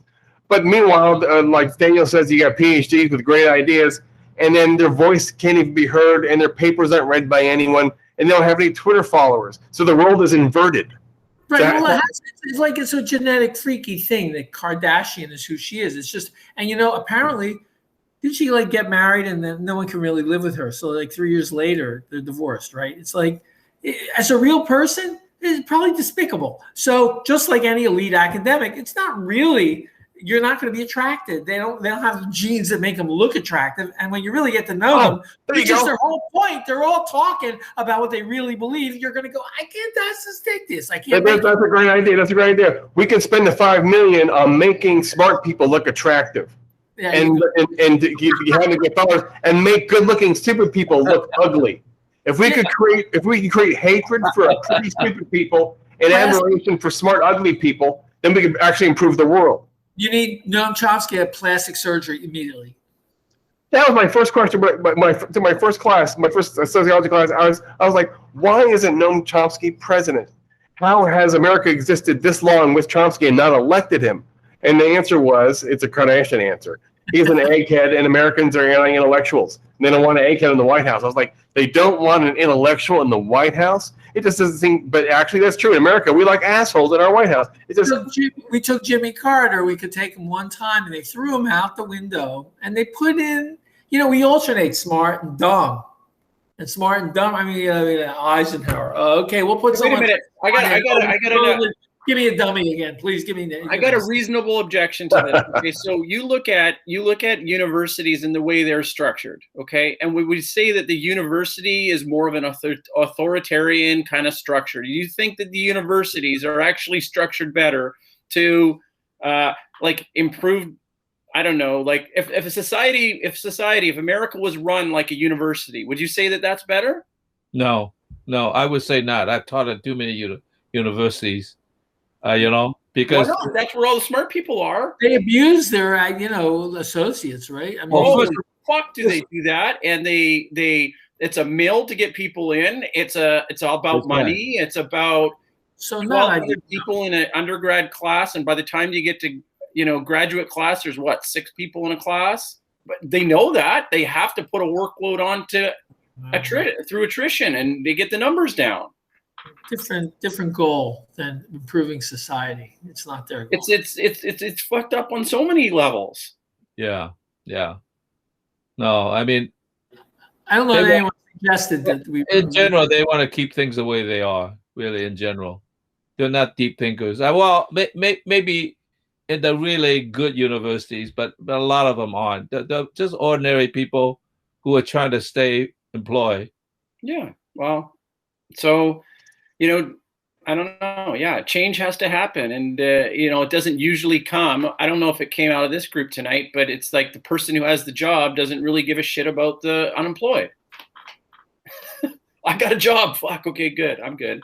Well, I'm healthy. The ones who don't have the job are in peril or are only getting $1,000 to teach, the section that they're teaching, and they have to take 10, 20, they have to teach 20 sections in order to survive.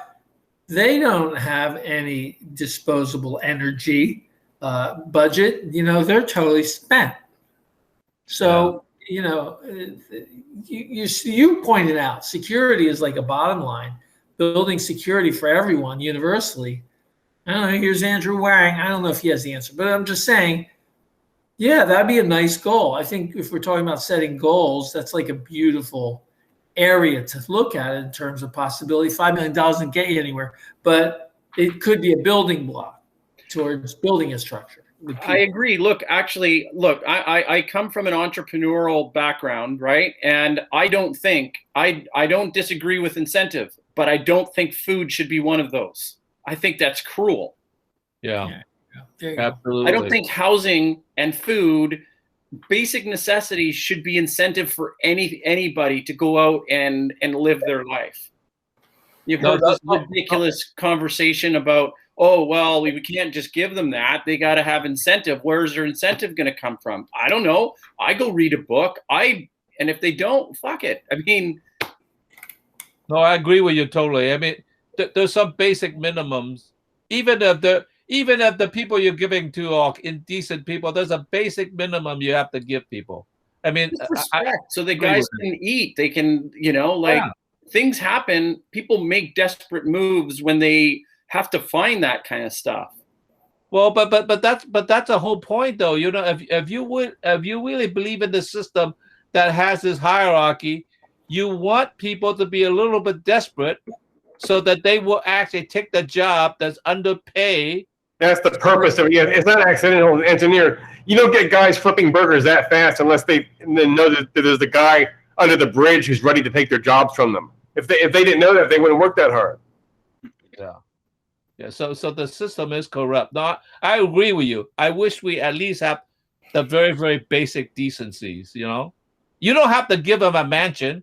Just give them if at the minimum, like a studio apartment. I mean, there you go. That's not an extra plush thing. Yeah, but if you're a shareholder and you live off dividends, then you want there to be homelessness because it helps you make more money because it allows the wage to be lower, which means your profit margin's higher. But it's also a threat too. Like, if you don't behave, look where you could be. I know I know.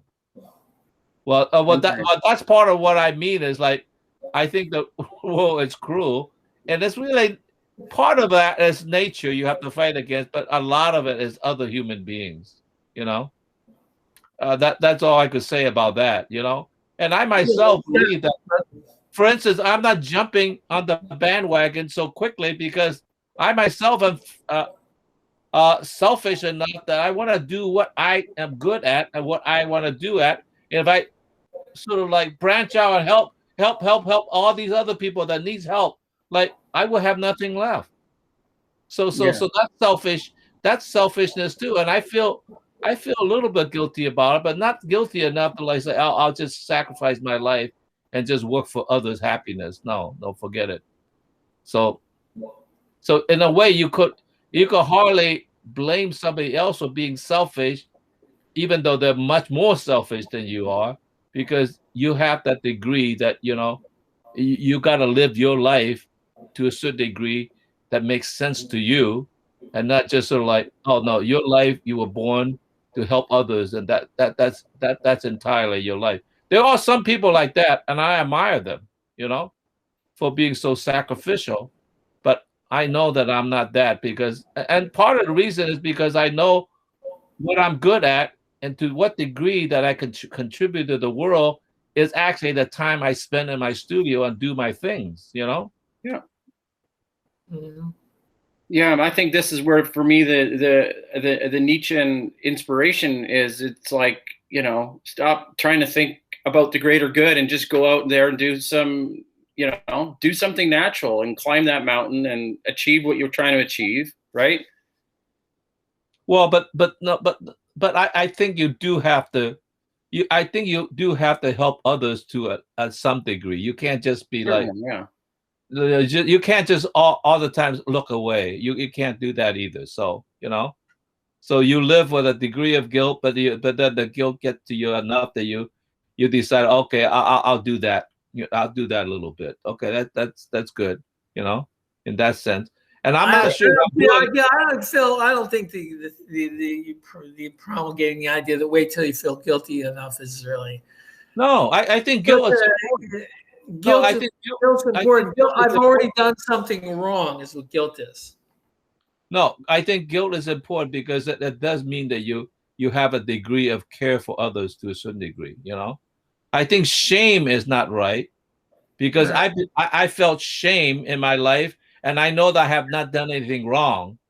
Okay. I used to remember when I grew up, like I said, I grew up poor, and I remember the date I hate that the vacation I hated the most was Christmas. Not Christmas itself. I didn't hate Christmas. But when I returned back to school, I hated that because everybody will tell you about what they got, and I felt ashamed that I didn't have anything because they asked me, like, what did you get, Phil?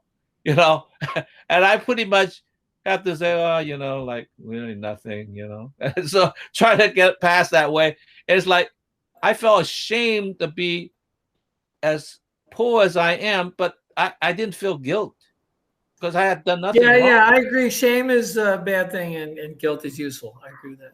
I think it's a little late for me. It's past midnight, I'm going to say. All right, Dave. Thanks for hanging out so long. Bye, guys. Thanks, Bye. guys. New topic. Thank you, Daniel. Bye.